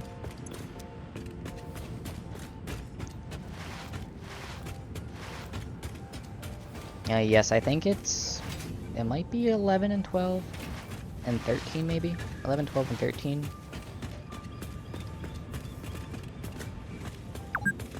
I don't recall which exactly one it is.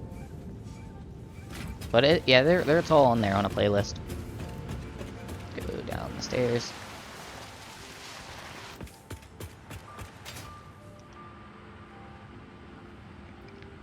Alright, train, let's go. Take me back.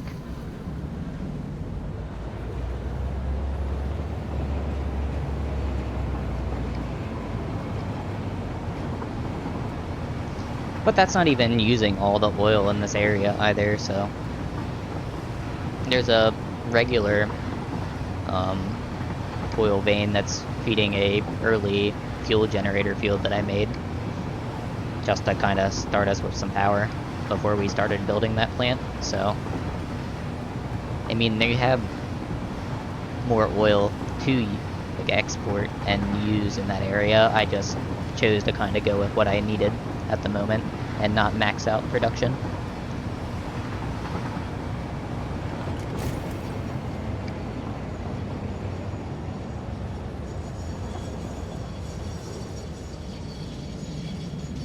Great, just gonna come back in. here.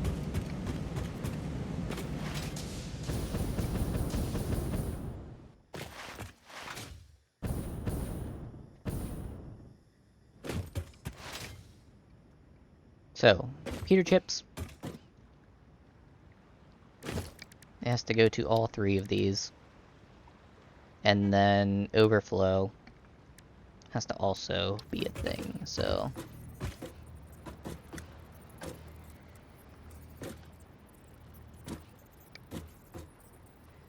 we're gonna line it up probably about there. It's gonna be the first.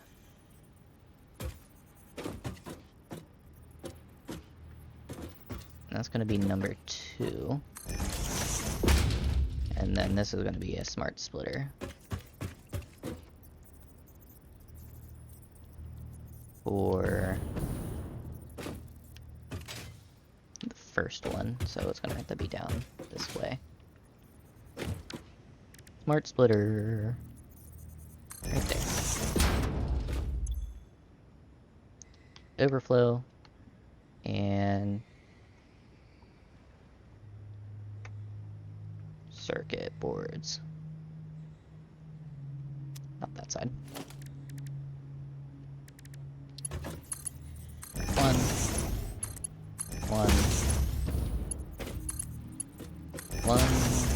I am gonna have to lower the rest of these ones, but that's no big deal. Because I don't want the belts kind of overlapping, but I have plenty of logistic floor space underneath here to use, so I might as well use it.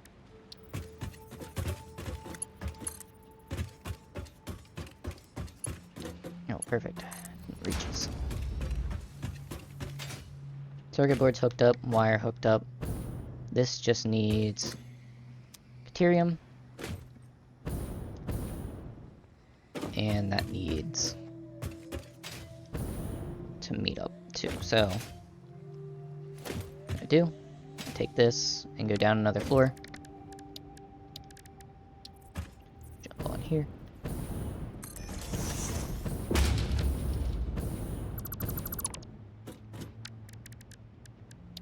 I think I'm gonna bring the rubber down on an additional floor then to this as well.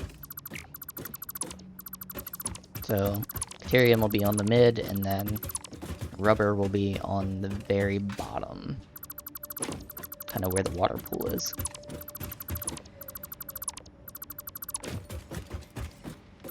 And we'll leave these up here. Delete the rest of this. The logistic floors don't really have to be pretty, they just need to do the job that needs done, so.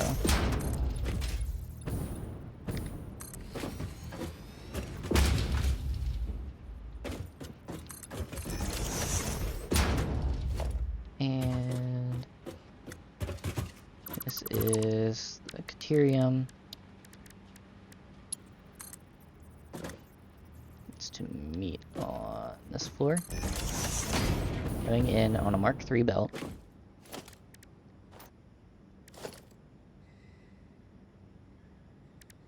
This will be splitter.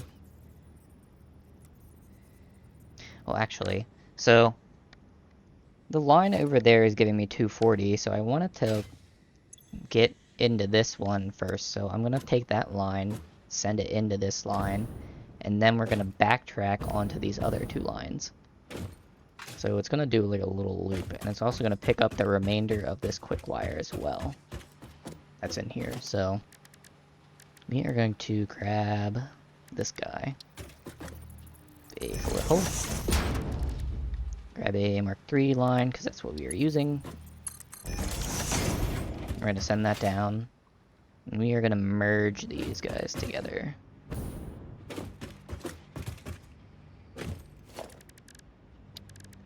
So I'm going to take this guy. I'm going to take this line here, and this is going to be our kind of quick wire line. Find where my hole is. There it is.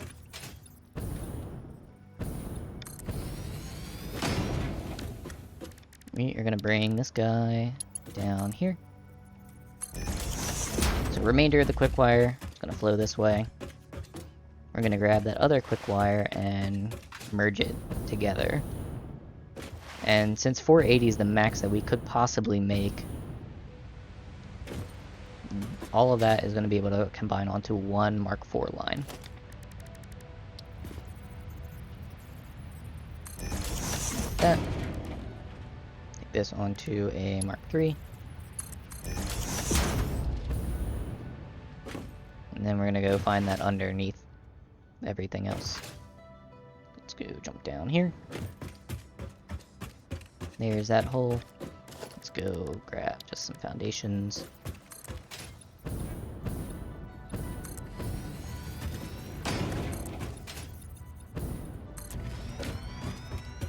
Combine this all together. And then we'll meet these two up together. So let's grab our Mark III belts. So 240s on this line. What I often do is control throughput with belt speeds. Yeah, that's a good thing to use. But via balancing this, I want, since that one uses 168 per minute, I want to make sure that that one's always full, or else I'm gonna have a delay in the filling.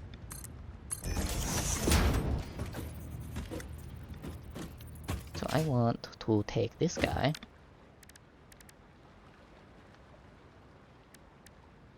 and merge them. And we're just gonna merge them right in the middle. I can line them up kind of lined up.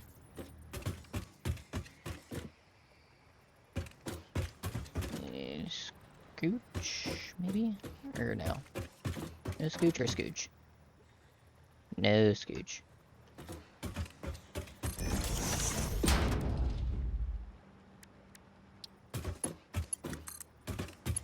Because in the end of this too, I want all of this to go into overflow.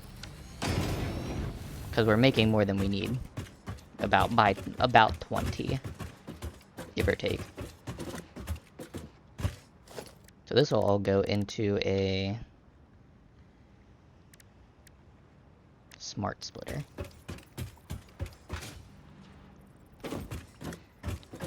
Which what I want it to do is I want it to overflow into this machine first before it fills the other ones. Or do I? Yes. I want it to overflow here first. This is going to be quick wire. This is going to be overflow.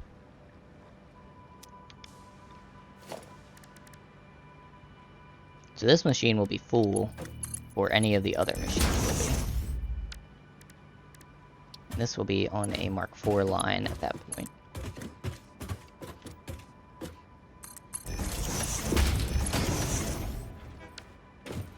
So now the rest of this is going to actually split between these two. And then overflow can go out the middle there. So instead of going down the middle with this, say none, left is going to be overflow. Then I'm going to do another smart splitter. Your plastic factory use what pipes? Mark 1 and Mark 2 pipes. That's in for both of them. So you'll definitely need Mark 2 pipes, especially for the refinery setups. I know it kind of sucks that you have to have like a basic plastic and rubber factory setup to begin with. But if you get that initial plastic and rubber going right away, then you'll have enough stocked up to be able to actually unlock the Mark II pipes. Smart splitter. Right there.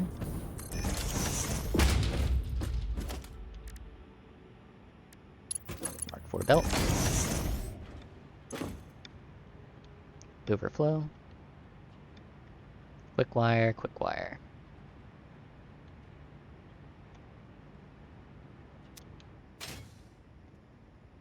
And these ones need to come down.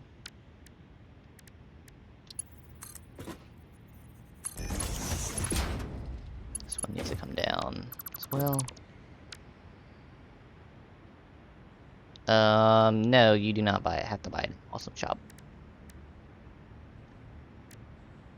You can buy the smooth pipes in the awesome shop. But to get the actual ones, you need to unlock them in the Mark II category for pipes. I forget what the actual thing is. Oops.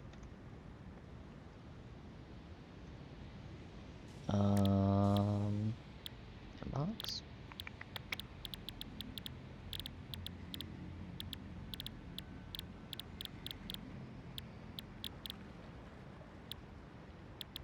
Logistics Mark II over.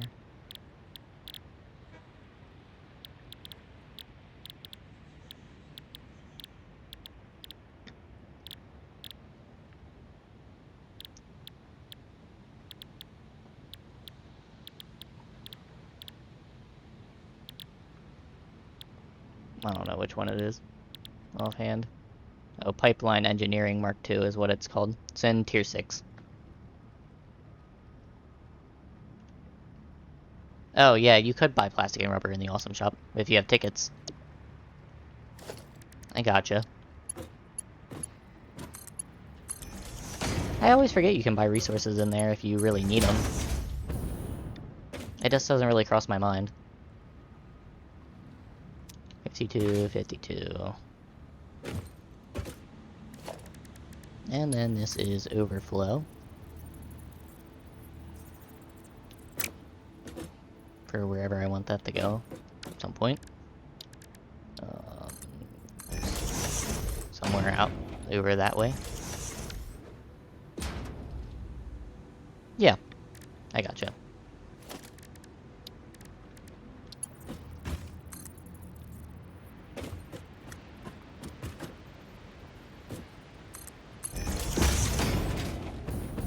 And that'll go over there. Lastly, I need the rubber.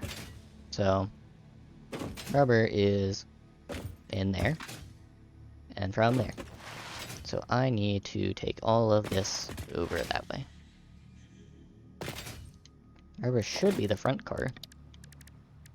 I just go ahead and grab this. Send this on down that way.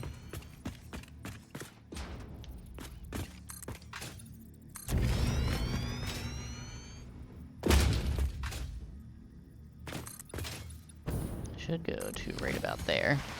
Can come up here. Need 2 floor holes, 1 for plastic, 1 for rubber. Plastic, rubber.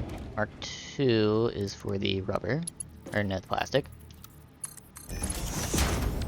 Mark I is for the rubber. For this side, at least. Jump down onto here. That guy down that way. This guy down this way. And I gotta run all the way over there. I want to capitalize on this area here. First and foremost.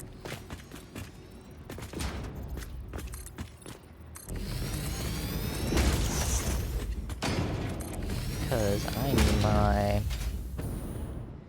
plastic, or my rubber, to come down this way.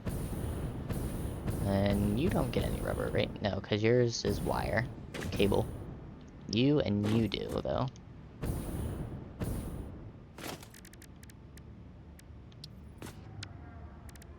Mark IV.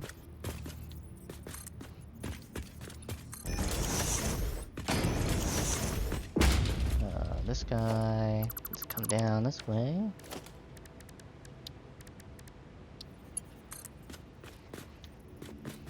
Notice I'm also running out of AI limiters, which I don't actually have a dedicated factory for those either.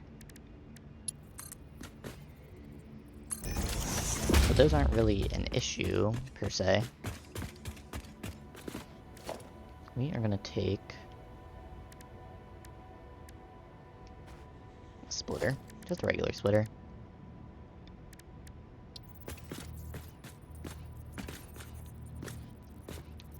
Line it up with this guy if I can. Like that. I think they only need Mark 1s, so no more than that, even. 22.5. Then an AI limiter factory back in my starter base. Yeah, I was waiting for a recipe that you get later, and I don't think I have it. It's for copper sheets. I don't have it. So steam copper sheets is the missing recipe that's in here. And I would like that, so that I can use quick wire and copper sheets to make these AI limiters, rather than trying to get another alternate recipe for them as well, which I'm pretty sure there is another alternate recipe, but I don't have it at the moment. So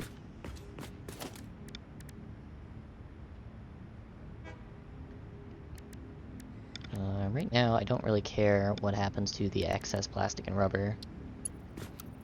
So if it overflows, it's not really my problem at the moment. But I do want this to be straight. And that's plastic. Or that's rubber, that's rubber.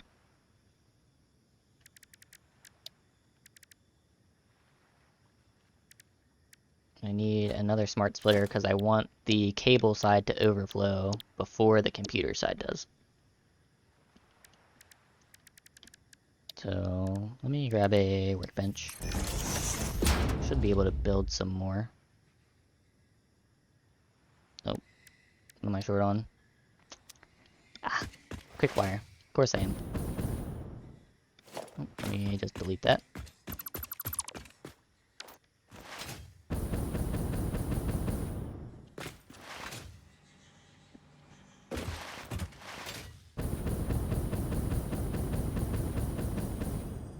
Let me go grab some quick wire.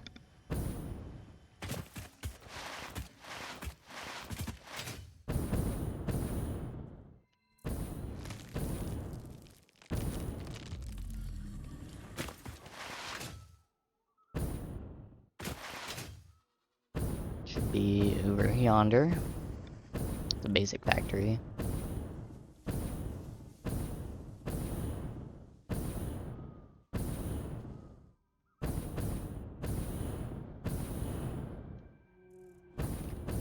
Drink.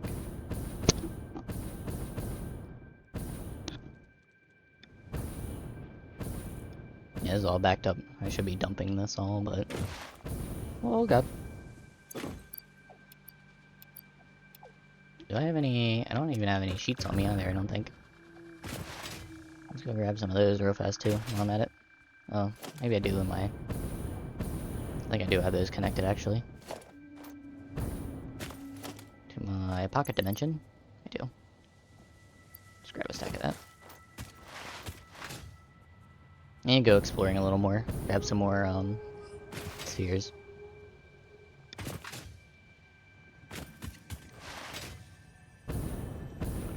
Like that one I already grabbed, but like I was saying earlier, game updated and respawned all of them, and I feel like that's cheating if I grab the ones that I already grabbed. So I will leave them where they are, and only grab the ones that I didn't grab.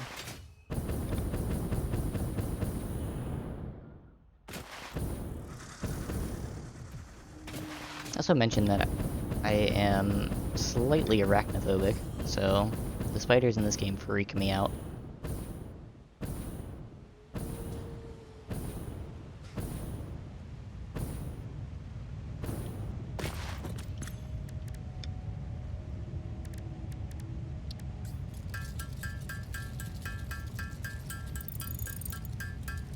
I think I need 3 of these.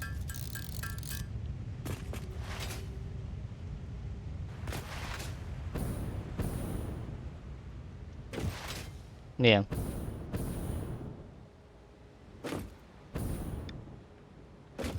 Okay. Where is... Okay, so... Rubber. I want... Smart splitter. Right hither. And logistics.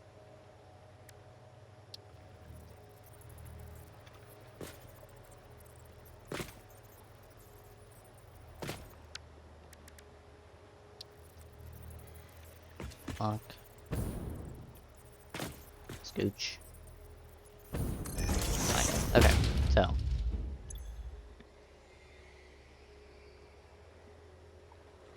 This side is rubber. This side is overflow. This side is none.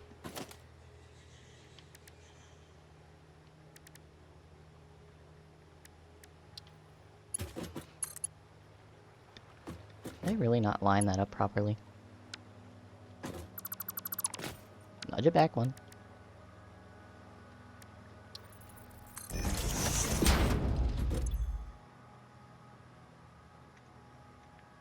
Rubber. Or no, overflow.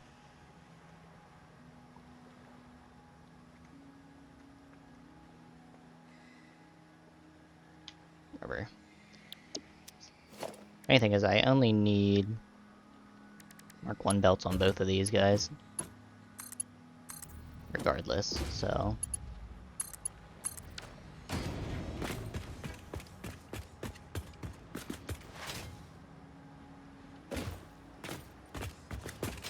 That's all that. And then this one just needs a Mark 1 belt all the way down.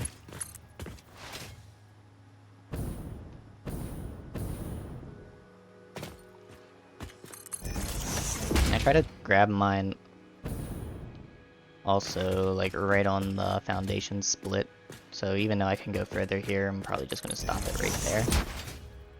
Just because I like to have my splits right there. And just to make sure this is rubber. Yes, it is. Before I connect it up.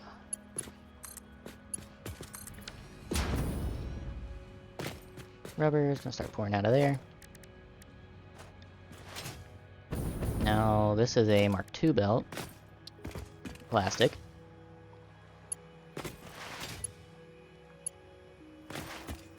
We are going to connect that up there. Push that back.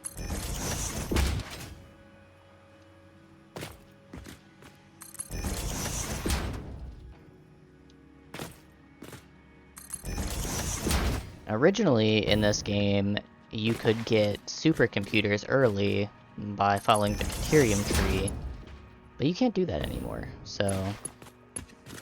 I was planning to actually make this factory for supercomputers as well early, just so I had them also running, since I have computer chips and high-speed connectors all in one area. But unfortunately, you're gonna have to wait for now.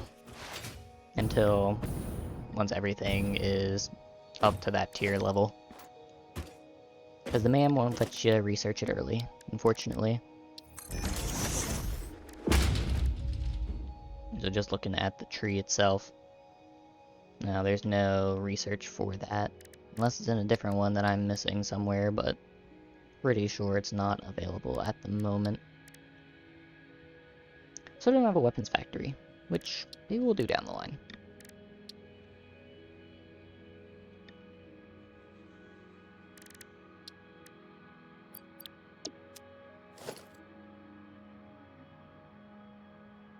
Yeah, it's in a phase unlock, yeah. Which it was too in the original, but you could also unlock it through the man. So it had like 2 unlock areas.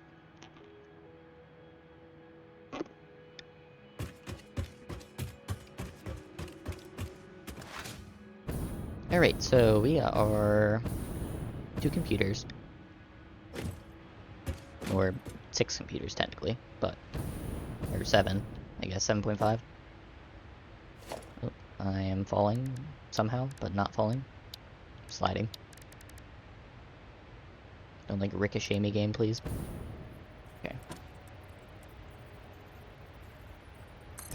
You're there. And you're there. Going that direction.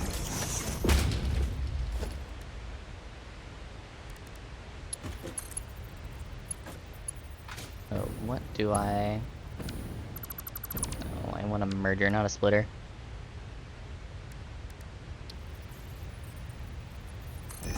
Merge. Also gonna need to fix. I don't actually need this merger, but I'm putting it on there just so it all looks the same.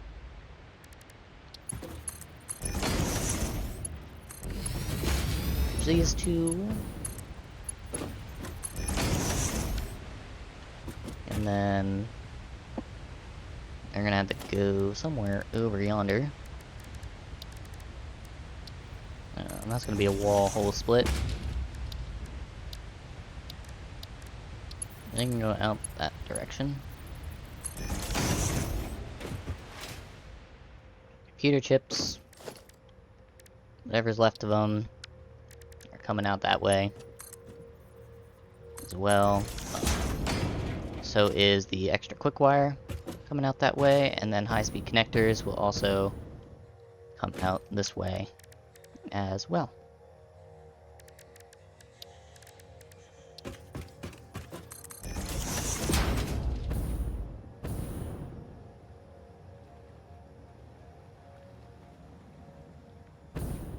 That's all gonna back up. All we need to do now is make kind of like a little storage area for these.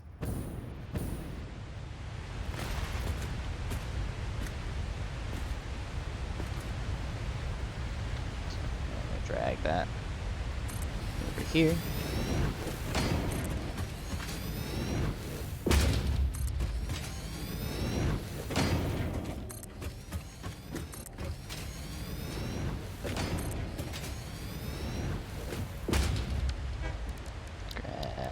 This train's probably excited it can actually unload things for once.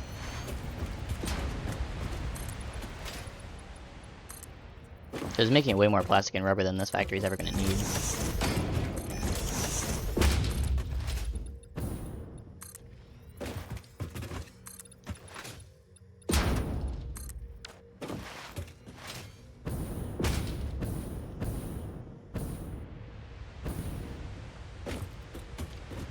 These will probably all go down a floor too, just so I can kind of take it all to a storage room where I want it to be. So just gonna go down a floor.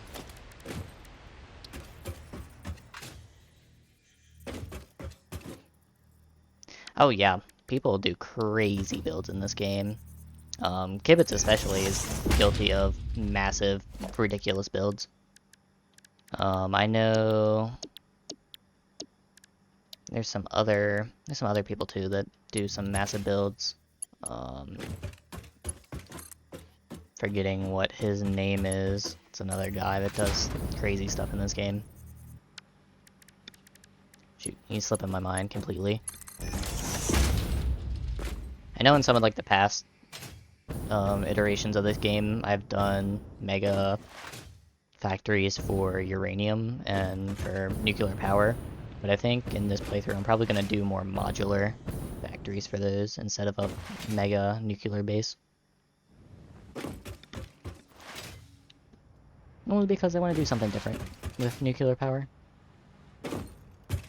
And with the turbo fuel, I don't think I need it, personally.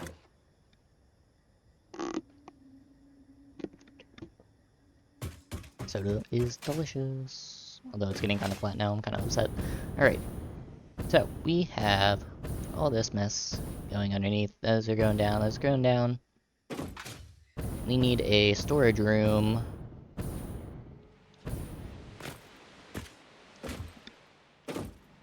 Which technically, the floor will be raised here. This is all like a false floor, in a sense.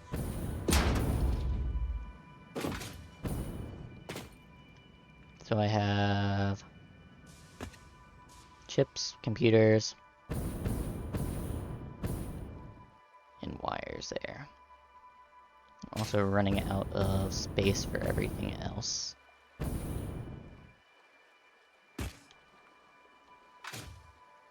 Probably gonna put it in the back here.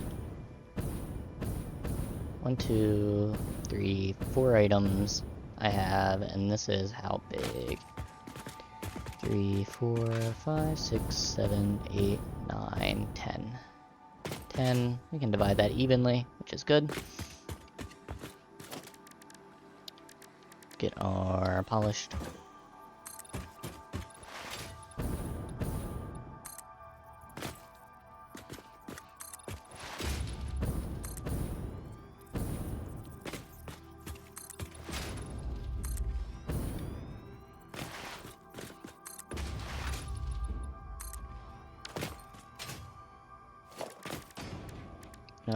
Hallway's probably going to be across here.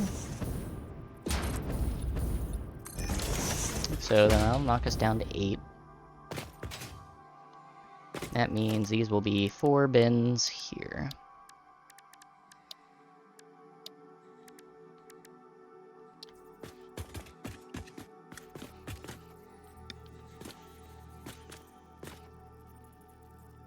Just lock that place here for a second.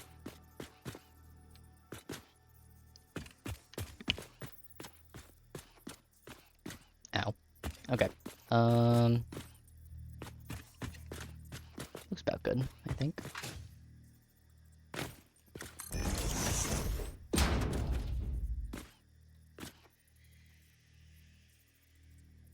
Two.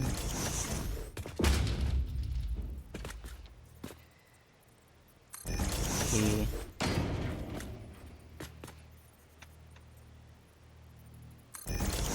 Four. That leaves 2 spaces on that side, so I'm gonna get rid of this middle bin. And just move that over 1. Oops. Weird they'll let you place it when you lock it in the place.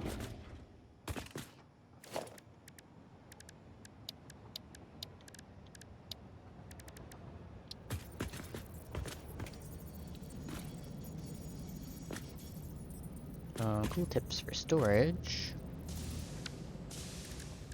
Let's get our... You can make modular builds of, like, little storage rooms, but I like seeing the item, too.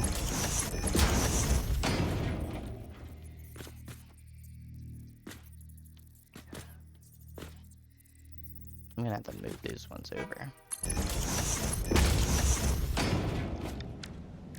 Here's the thing, I'm gonna move this guy just over enough so I have enough space for a belt to go right between them.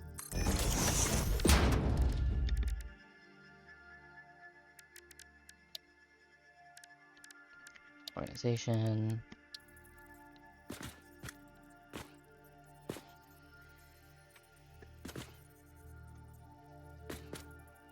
Right there, I think.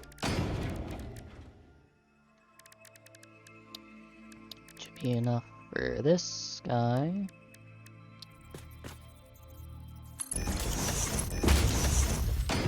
And 1 right here.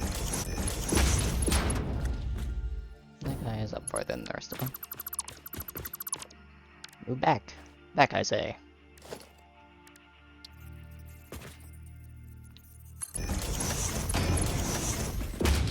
Alright, and I want to do the same for this side.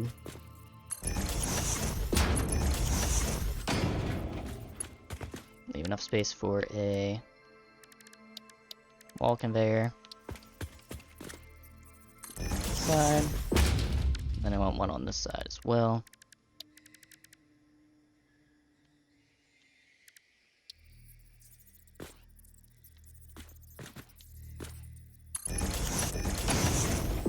So you need to move. Wall hole. Here. And then another set of beams. Or not beams, columns, pillars. Like that.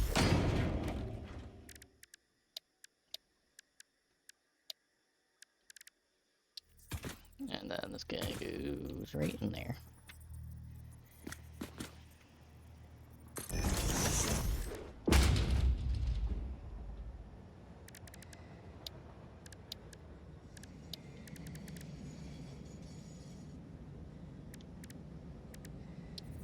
Let's go with this guy.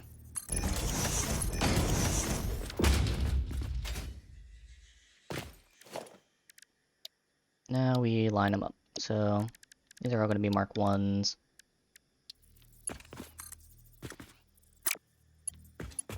Which I need to do these. That. They're going to be like right behind the thing, if I recall correctly.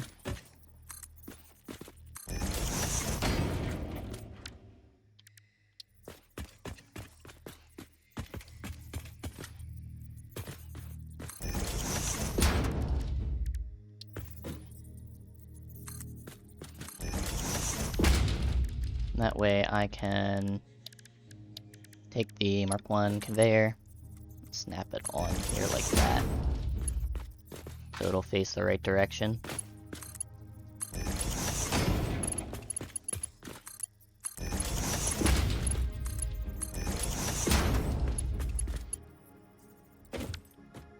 And then we'll delete those.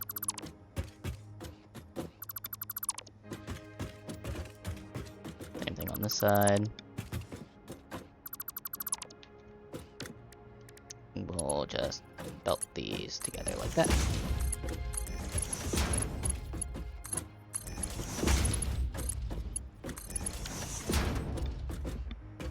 That way you can see what's in the containers by looking at what's next to it.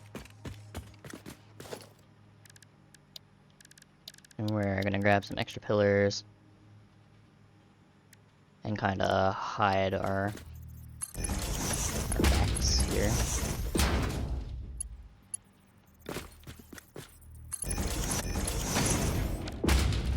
Grab the big metal pillars.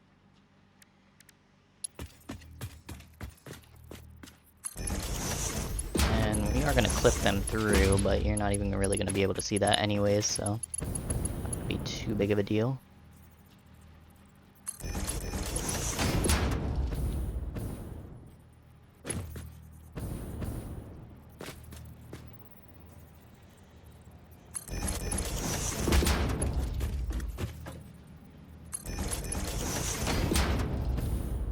And this one.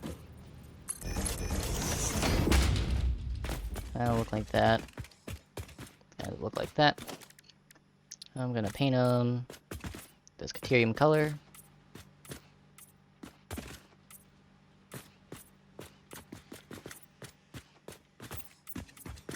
Just because I haven't used the Caterium color yet, so.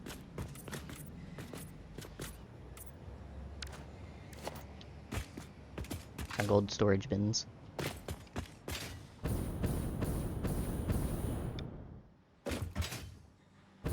Now we just need to connect all these up and send all the excess to a awesome sink.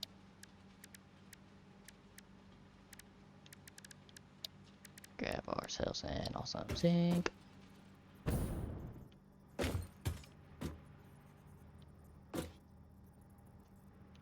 And I want to put this somewhere kind of in the middle. We'll just put it there for now.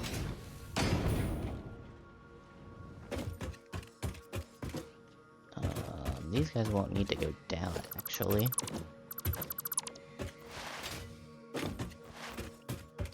The others will just have to come up.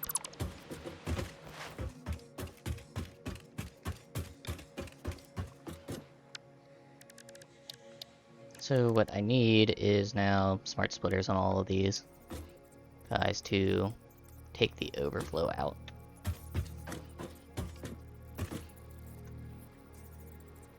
Should be right. Smart splitter.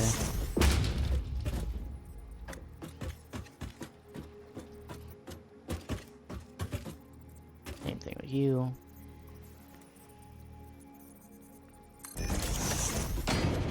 I'm gonna get a smart splitter. It's going that way. This is taking any overflow onto the side.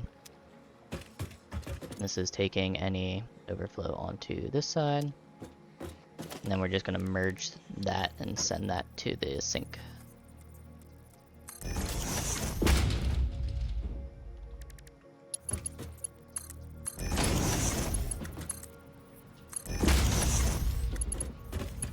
And this will probably be... This will be my computers.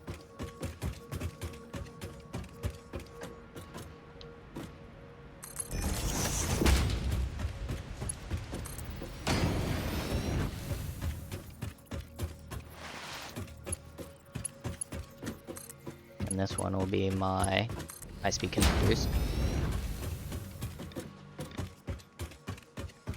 And then over here, we'll have the other two things.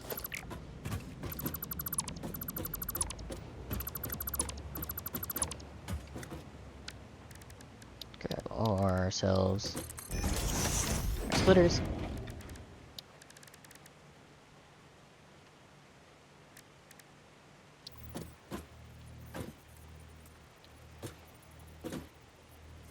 Splitter.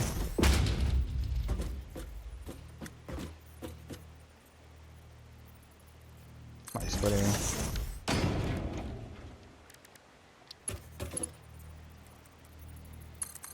This will probably be marked once. We shouldn't have too much of the quick wire left, actually.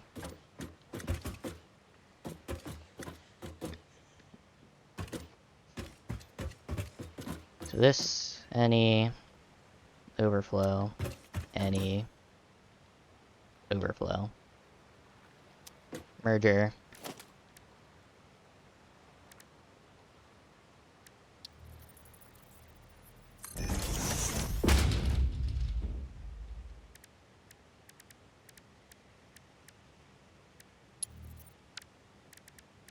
This will be mark 1. 1.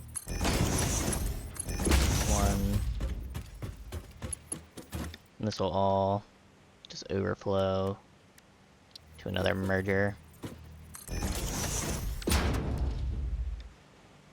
And we'll just upgrade them to Mark 2 for this guy here, and same thing for you. And then we'll just dump it into a Mark 4 and delete it all as fast as we can off of those belts. And then if I gotta change it later, I can, depending on the excess overflow, but we shouldn't have too much excess because it should be pretty much, I think, 468 of the quick wire, and that won't be really overflowing too much. So let's grab our excess and get all that ported over here via our subfloors.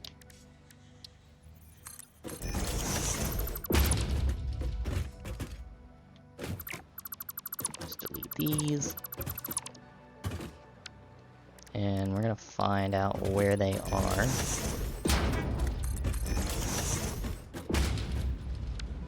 This will be Mark 1.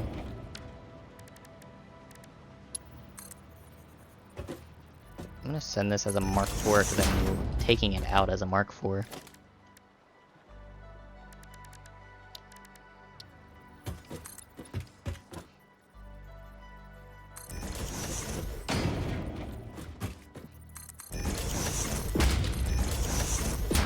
Our circuit boards are here. Let's grab them. Circuit boards!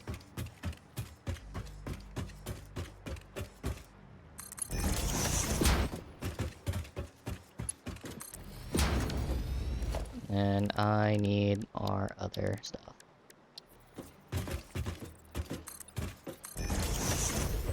You're down below. I'm actually gonna swing back and get you through this way, so. I'm gonna pull you up here and then send you.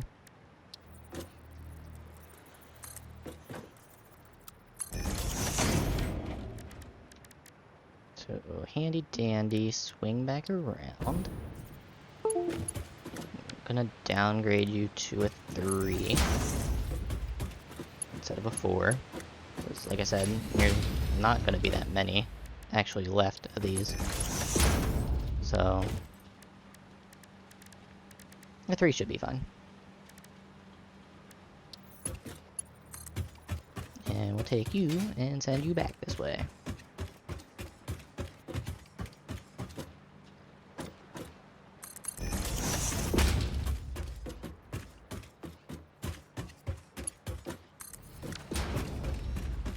Send you back that way. Alright, so now it's just a matter of getting this all wired up. And hooking all of this to our network. So this is going to be a lot of like hidden wiring underneath.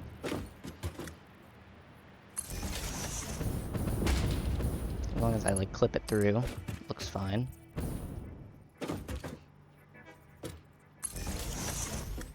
Don't have to be perfect under there.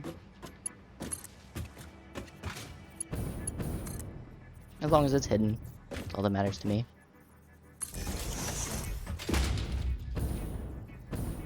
Let's grab you, swing you through there.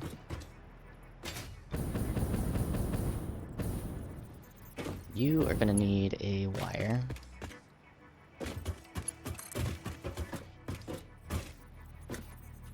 Probably under here is fine. Then you need to go lower.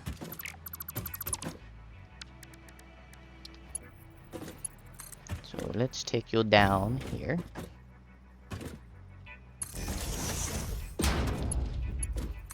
And swing you all the way across.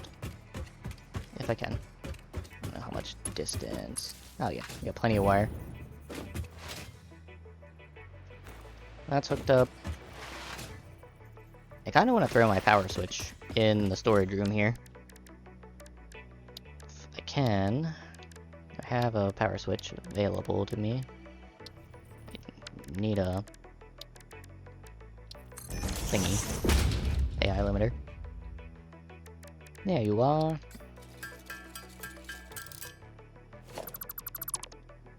Let's get that power switch. Boom.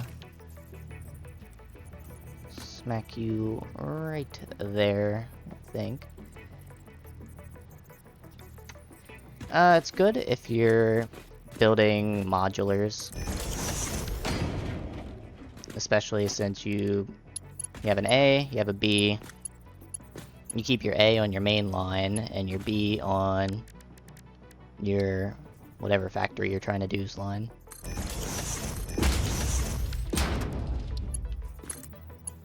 So I try to keep A as my main, B as my factory. And then you can either just have it memorized, or you can use colored beams to memorize which line you're using if you're using multiple power switches in a factory, which is good for larger factories. So this is my B, so I'm going to take my B down here. I'm going to take my A, and I'm just going to throw it out this way for now. And just connect it to my power line. So now, this is going to tell me what's on the A grid is my main grid, what's on the B grid is my factory. So it's useful if you need to turn off things too. So like, let's say you need enough power for a single factory that you're running, but you have all these factories that are going right now and you don't have enough power. You can switch all those factories off individually if you don't need them and leave the power on for your other one. The priority switch is even better than this one, where you can set priorities of which switches get turned off depending on your power usage. So, priority switch tells you which ones stay on, so any like crucial power switches are going to be on your like first circuit grid, and then it goes so on and so forth. You can label them.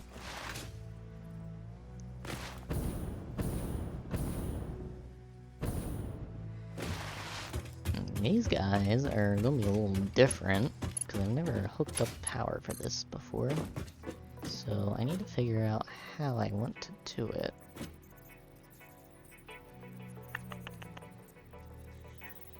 I might bring it straight down if I can.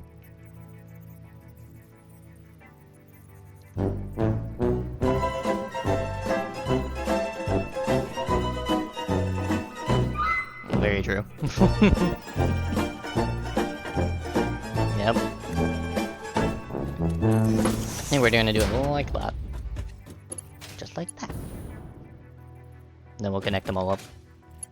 Thank you for the redeem. Appreciate it. YouTube's not gonna appreciate it, but I do.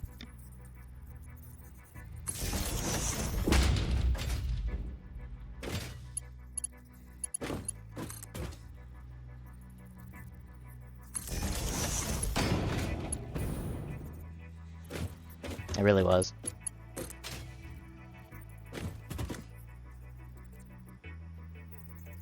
Boop. There. Take this one down.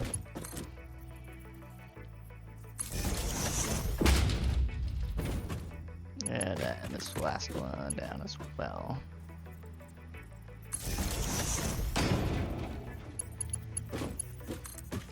Now I'm going to just probably connect them through each other like this for now.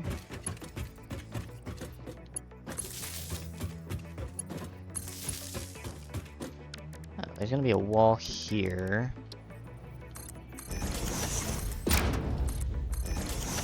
So there is going to be a double-sided one.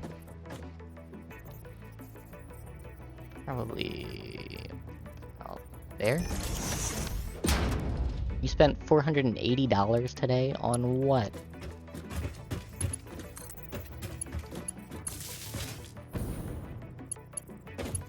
Could you possibly spend that kind of money on in one day? That you really needed? A card? A Pokemon card?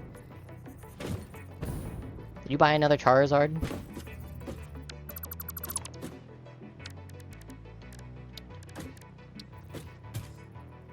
Oh my goodness.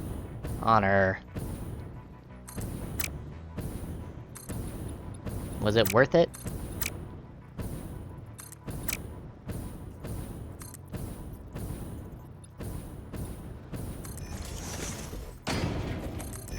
What do you need another Charizard for? You already have a book full of them. Better hope you didn't get scammed either.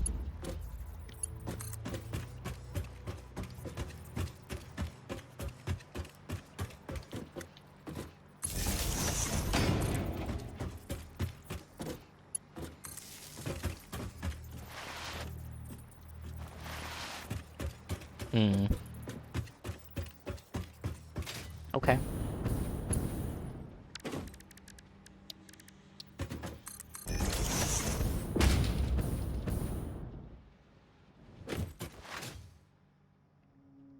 Alright, these guys...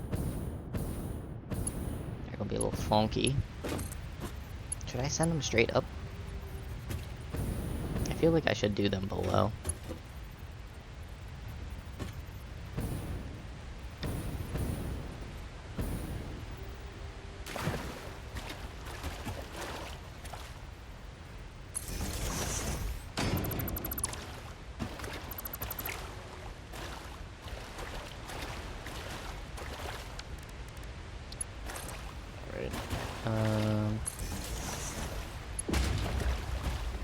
Try to send me a pic in Discord. Okay.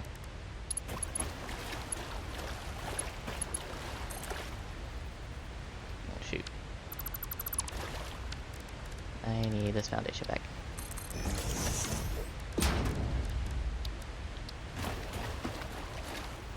That's not enough. This one over there. I have to delete that one. I'll take a look after stream then.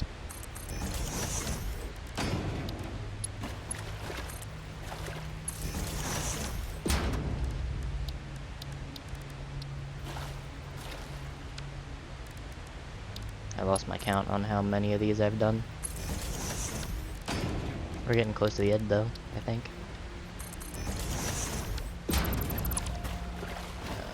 Okay.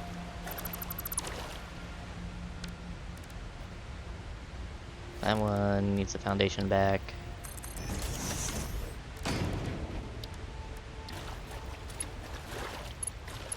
Thank you. Place that there. This one's completely off the foundation.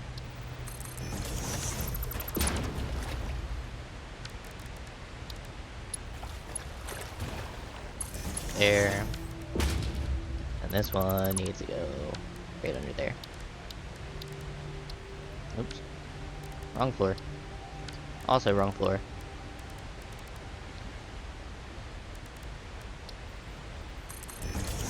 Let me see.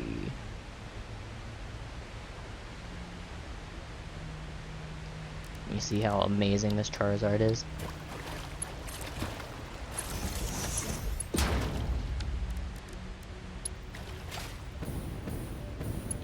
Connect this guy too.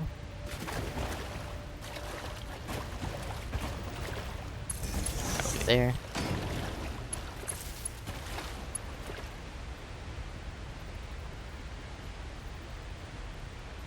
Better than bee's knees of sales. Oh man, that's a crazy Charizard. Okay. I can see why you needed to buy it.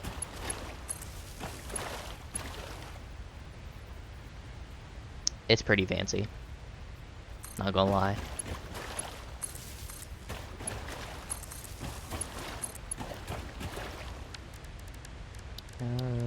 This.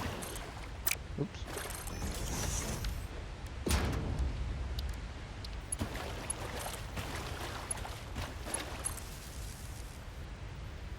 Alright. They're connected. Now we just need this monstrosity connected. Which I'm gonna do those on the corners like that.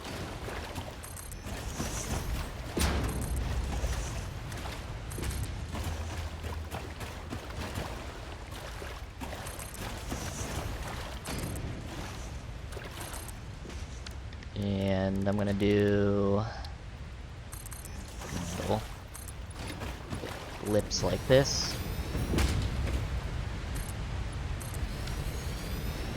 This one's gonna have a good inheritance. Oh yeah, no doubt.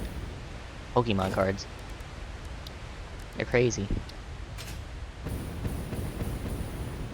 This guy, where's the hookup for this guy? Right here.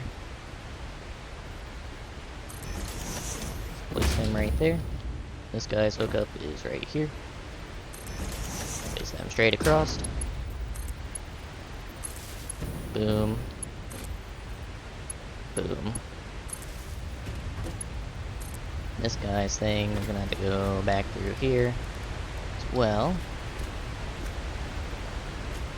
Put it kind of off to the side, I think. Like that. Then we'll just connect all of this up. Like so.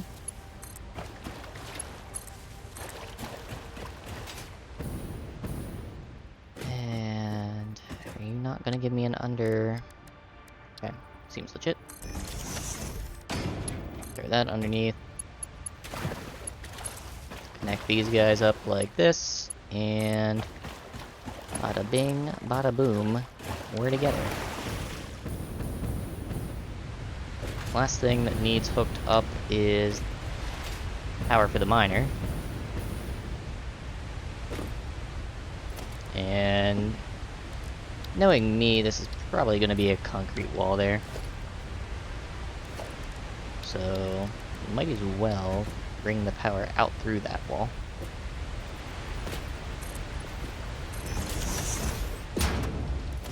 Let's us grab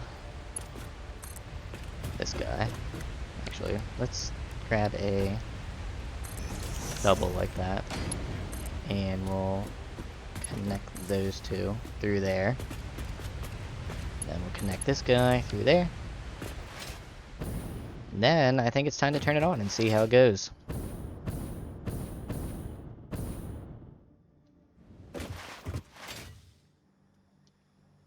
Alright, so back to our handy dandy power switch.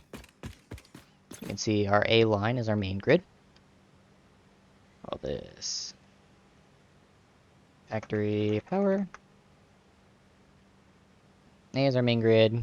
Zooming. Our max consumption for this one is 616 units of power. So we have plenty of extra power to work with. Let's turn this on. Grid is powered. Let's see what is idling.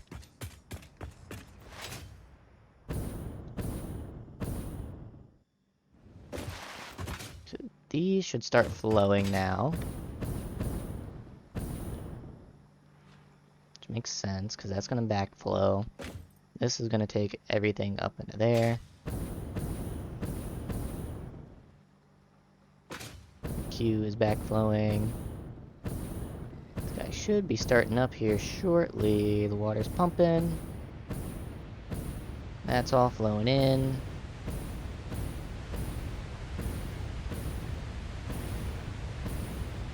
So once the water catches up, these should all kick on here.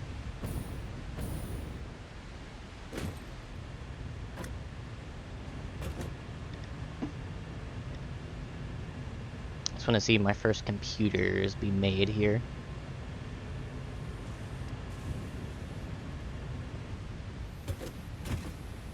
One is kicked on, two is kicked on. Gonna take a few minutes for everything to kind of catch up. But we are sending quick wire a while.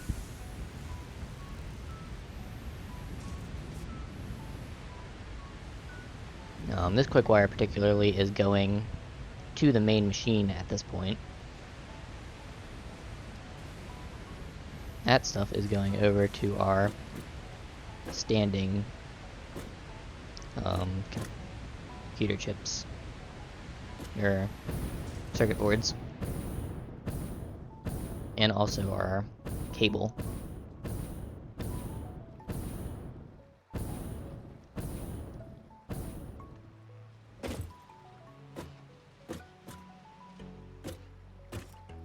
So, my thoughts, is I should probably take this overflow off. Or else this is going to be waiting forever for a wire. So I'm going to take this off and put it to quick wire. So it splits all of this evenly among these 6 constructors, or 6 assemblers. Because if it's waiting for this all to fill up, that's going to be forever before we start making wire. Oh look, most of them have kicked on except for this last one, which is still waiting, which makes sense when you're using... These are going to have to fill first before the rest of these fill. But we're going to have a lot of quick wire coming through here.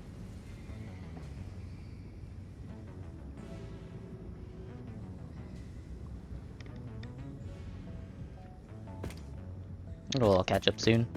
As long as everything is green at one point, that's all that matters. Now, looks like our first circuit boards are being made. You can watch them come down the line.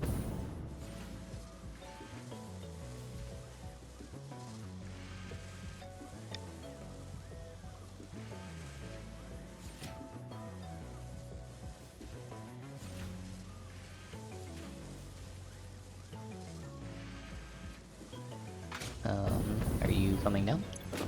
You're not connecting. Little. Oh wait, yes you are. You were just acting very strange. Okay. Never mind. So our first circuit boards are being made. First wire is coming out as well, or cable, I should say. Here's all the circuit boards. Coming down and around.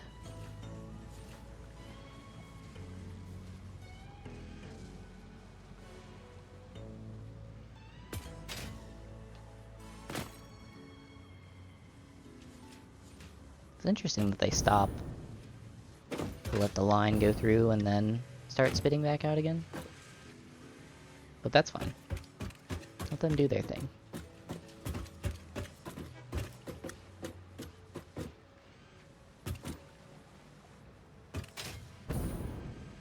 So our first batch of circuits are coming. They're all gonna go and split between the computers and the high-speed connectors.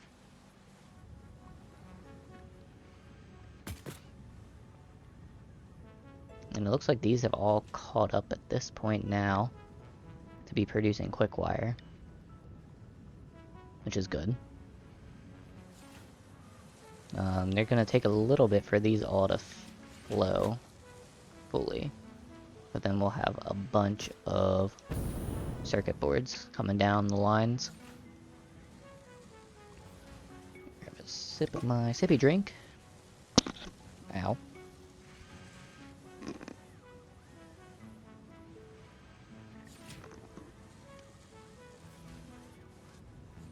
Right, so those are going. These are getting split up. This is already overflowing at this point.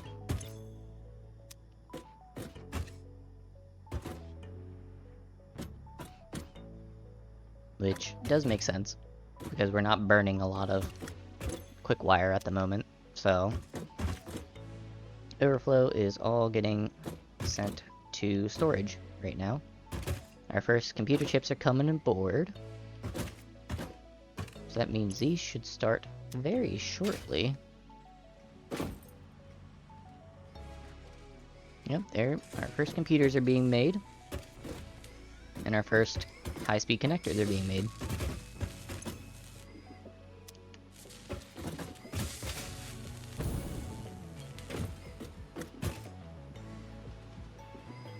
Here they are. This high-speed connector.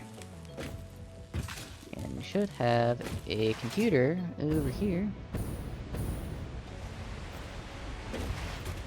Our very first computer coming out of the box.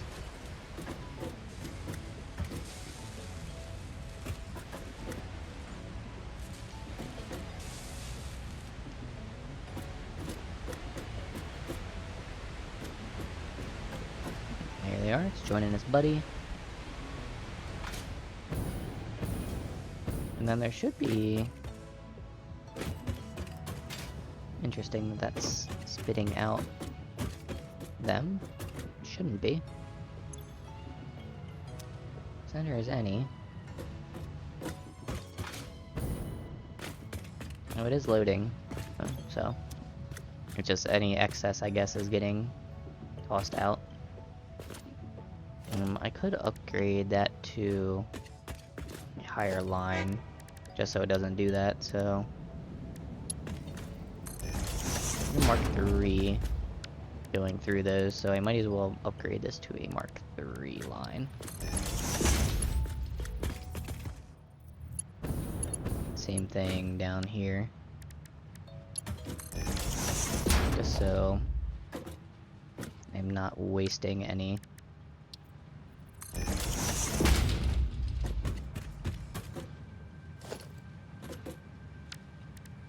That'll be a Mark 3 though. Which is fine. So that will take up any of the excess, throw it in storage. This will be my main for a while. I might have to do another one. Or I might have to expand this factory with some power shards, but this will be my main for a while. Because I'm making 7.5 computers per minute, so that should be enough to keep me going for a bit. As for high-speed connectors, I probably am gonna have to do more than that.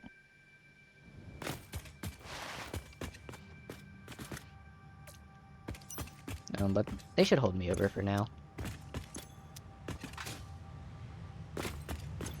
Wherever my high-speed connectors are, I'm surprised they haven't gotten the storage. Why am I scrapping these? Oh no!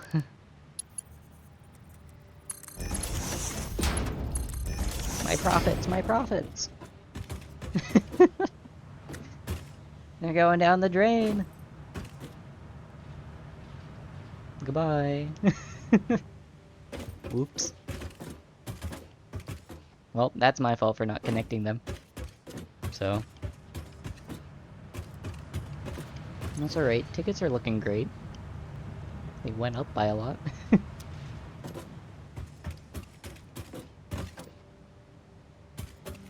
Are you still deleting computers?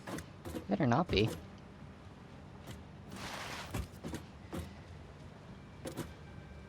You are still deleting computers. Stop that. What are you doing?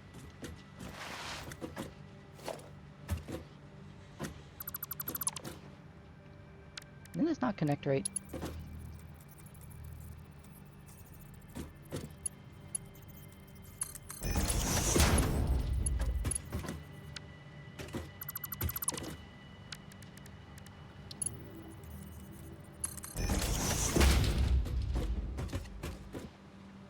Oh, it's because...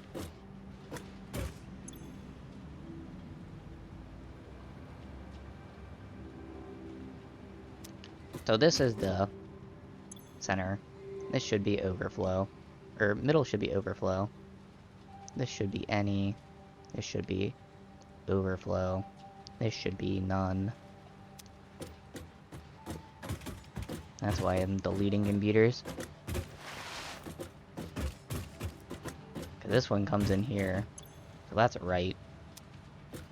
That one was wrong. I wonder I'm deleting computers left and right. Wiki says supercomputers require 7.5.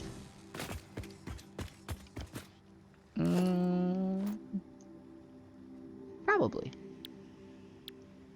But that depends if you're using the recipe at 100% too.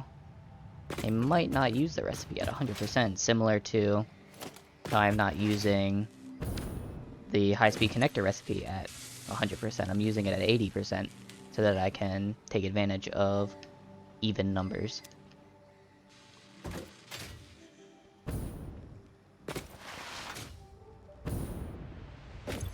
So I mean, in the meantime, yes, we might be set up for supercomputers, but maybe not down the road for any of the other tier 9 stuff that I don't know about yet. Because I actually haven't been to tier 9 myself. Not even in any other previous games I've made. Just because I want it to be a surprise, kind of. There goes our computer going up into storage.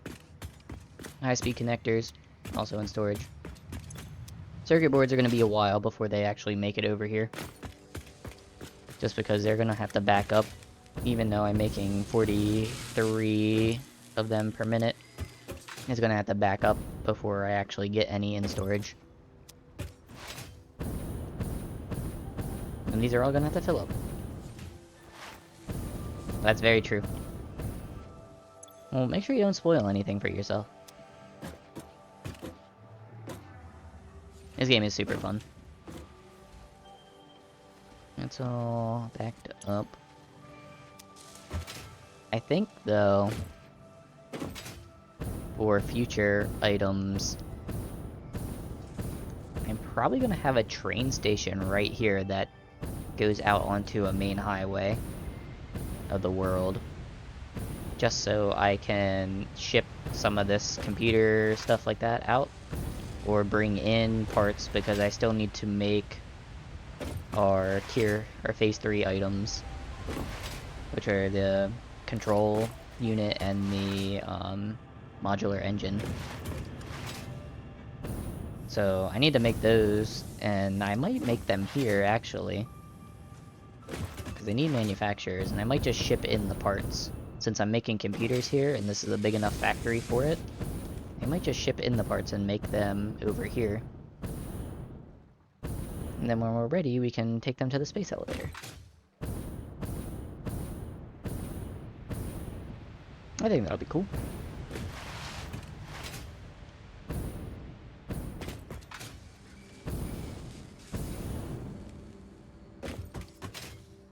I really like these steps, so I want to kind of get my list together for next time of what I want to do.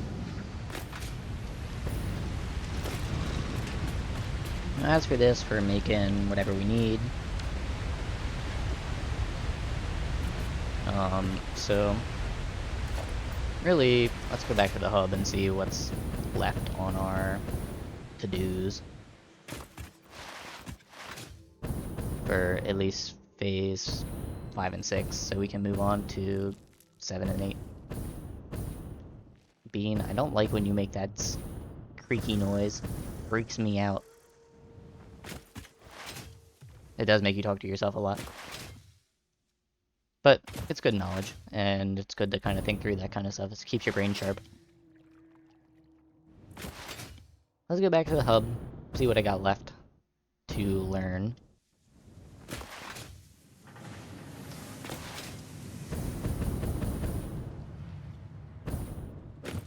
No, right. Oh. I see. The Mark II thing is all I have left for the milestone. I have enough rubber on me.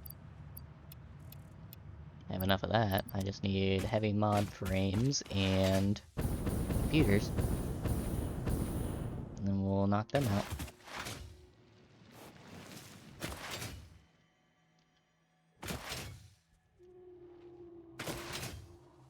I also need to start getting into converting this SAM ore into the fluctuator stuff.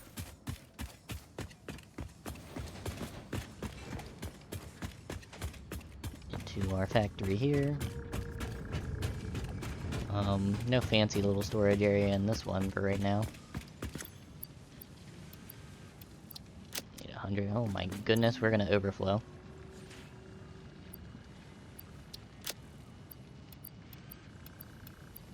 Just gonna take a whole bunch of these and just drain them.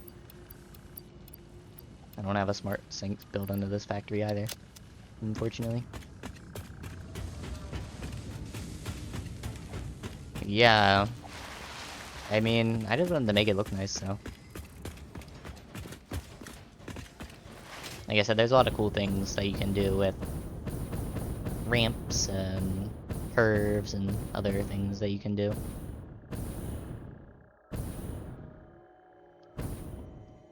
Am I gonna have enough for this? Well, I have enough of those, but I need to make sure I have enough of stuff.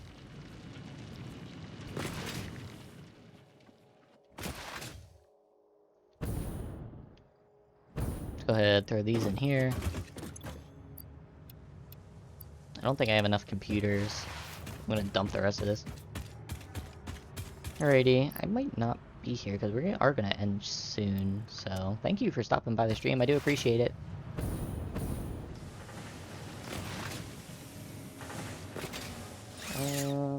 Alright, so let's go get our computers, see if we can finish this off. I don't know if I'll have 100 yet. We might have to be close actually in our storage box, because we have some tucked away too. Hello? I'm gonna go grab our handy dandy storage. Well, our whatever we made over here, and then we'll grab our storage and see what's left. And then we'll probably plan out our next one, and then we'll call it from there. So.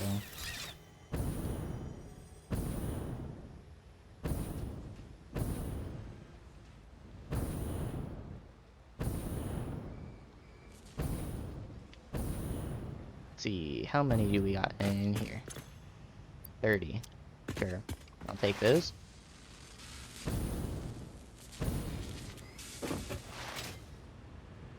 And then we'll go back to base. Should have a tiny bit more.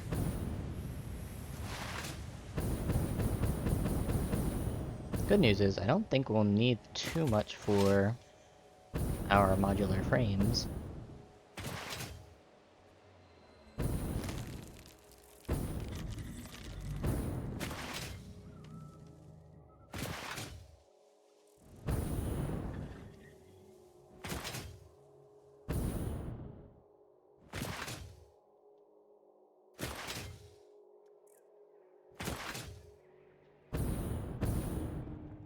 Let's see. How much do we have in our handy dandy storage? Almost there. Here we are. None in there. 50, 25. Are we really? Oh no, we're 5 over. Okay, I was gonna say, are we 5 short? Let's send that. Milestone reached. The Blueprint Mark II improves upon the Mark I in every dimension, except for the metaphysical ones. Oh. This improvement was made available due to complaints from pioneers about other pioneers not being capable of managing their space efficiently. Very fair. We listen to pioneers, always. Debatable. Okay. Alright, so. Last thing I want to check real fast. Before we figure out. I just want to spawn one of these in. And I want to look at this. 5, 5, 1, and 2. Okay, that's pretty easy to do. Then 2, 15, and 2. That's also very easy to do. Alright, so I think that as for next time, let's get to our to-do list. We are... Well, we completed that, and completed that. So, I didn't mark them off, but that's all completed. Next time, we are going to, for our computer slash,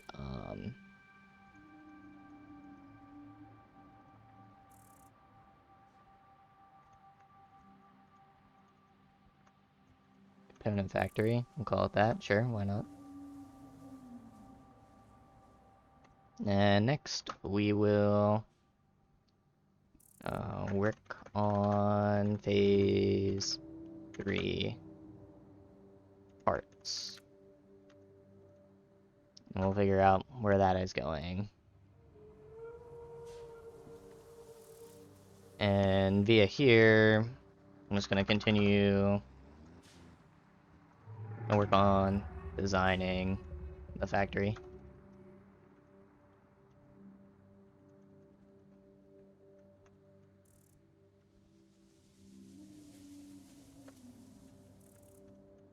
Which may change depending on our highway and stuff like that. And like I said, this is still in the to-dos as well for off-air items. And then I think we'll just go do a little exploring. Because we're probably going to be waiting for a while for the space elevator parts. So I think that is the plan. And I think that is where we're going to call it for today. So thank you everybody for stopping out and watching. All the support today was awesome. As per usual, past streams can be found on YouTube at Divi1212, behind the scenes and when I go live, notifications on Twitter or X nowadays at Divi1212TV, and in our Discord, the Divination Station. If you catch us on YouTube, do feel free to drop a like or comment. It does help out the algorithm recommend my content for others. And I noticed a lot of you that do watch have not subscribed, so do feel free to subscribe on the YouTube side. It is free, and it just notifies you when I drop new videos. Other than that, I'll catch you guys all in the next stream.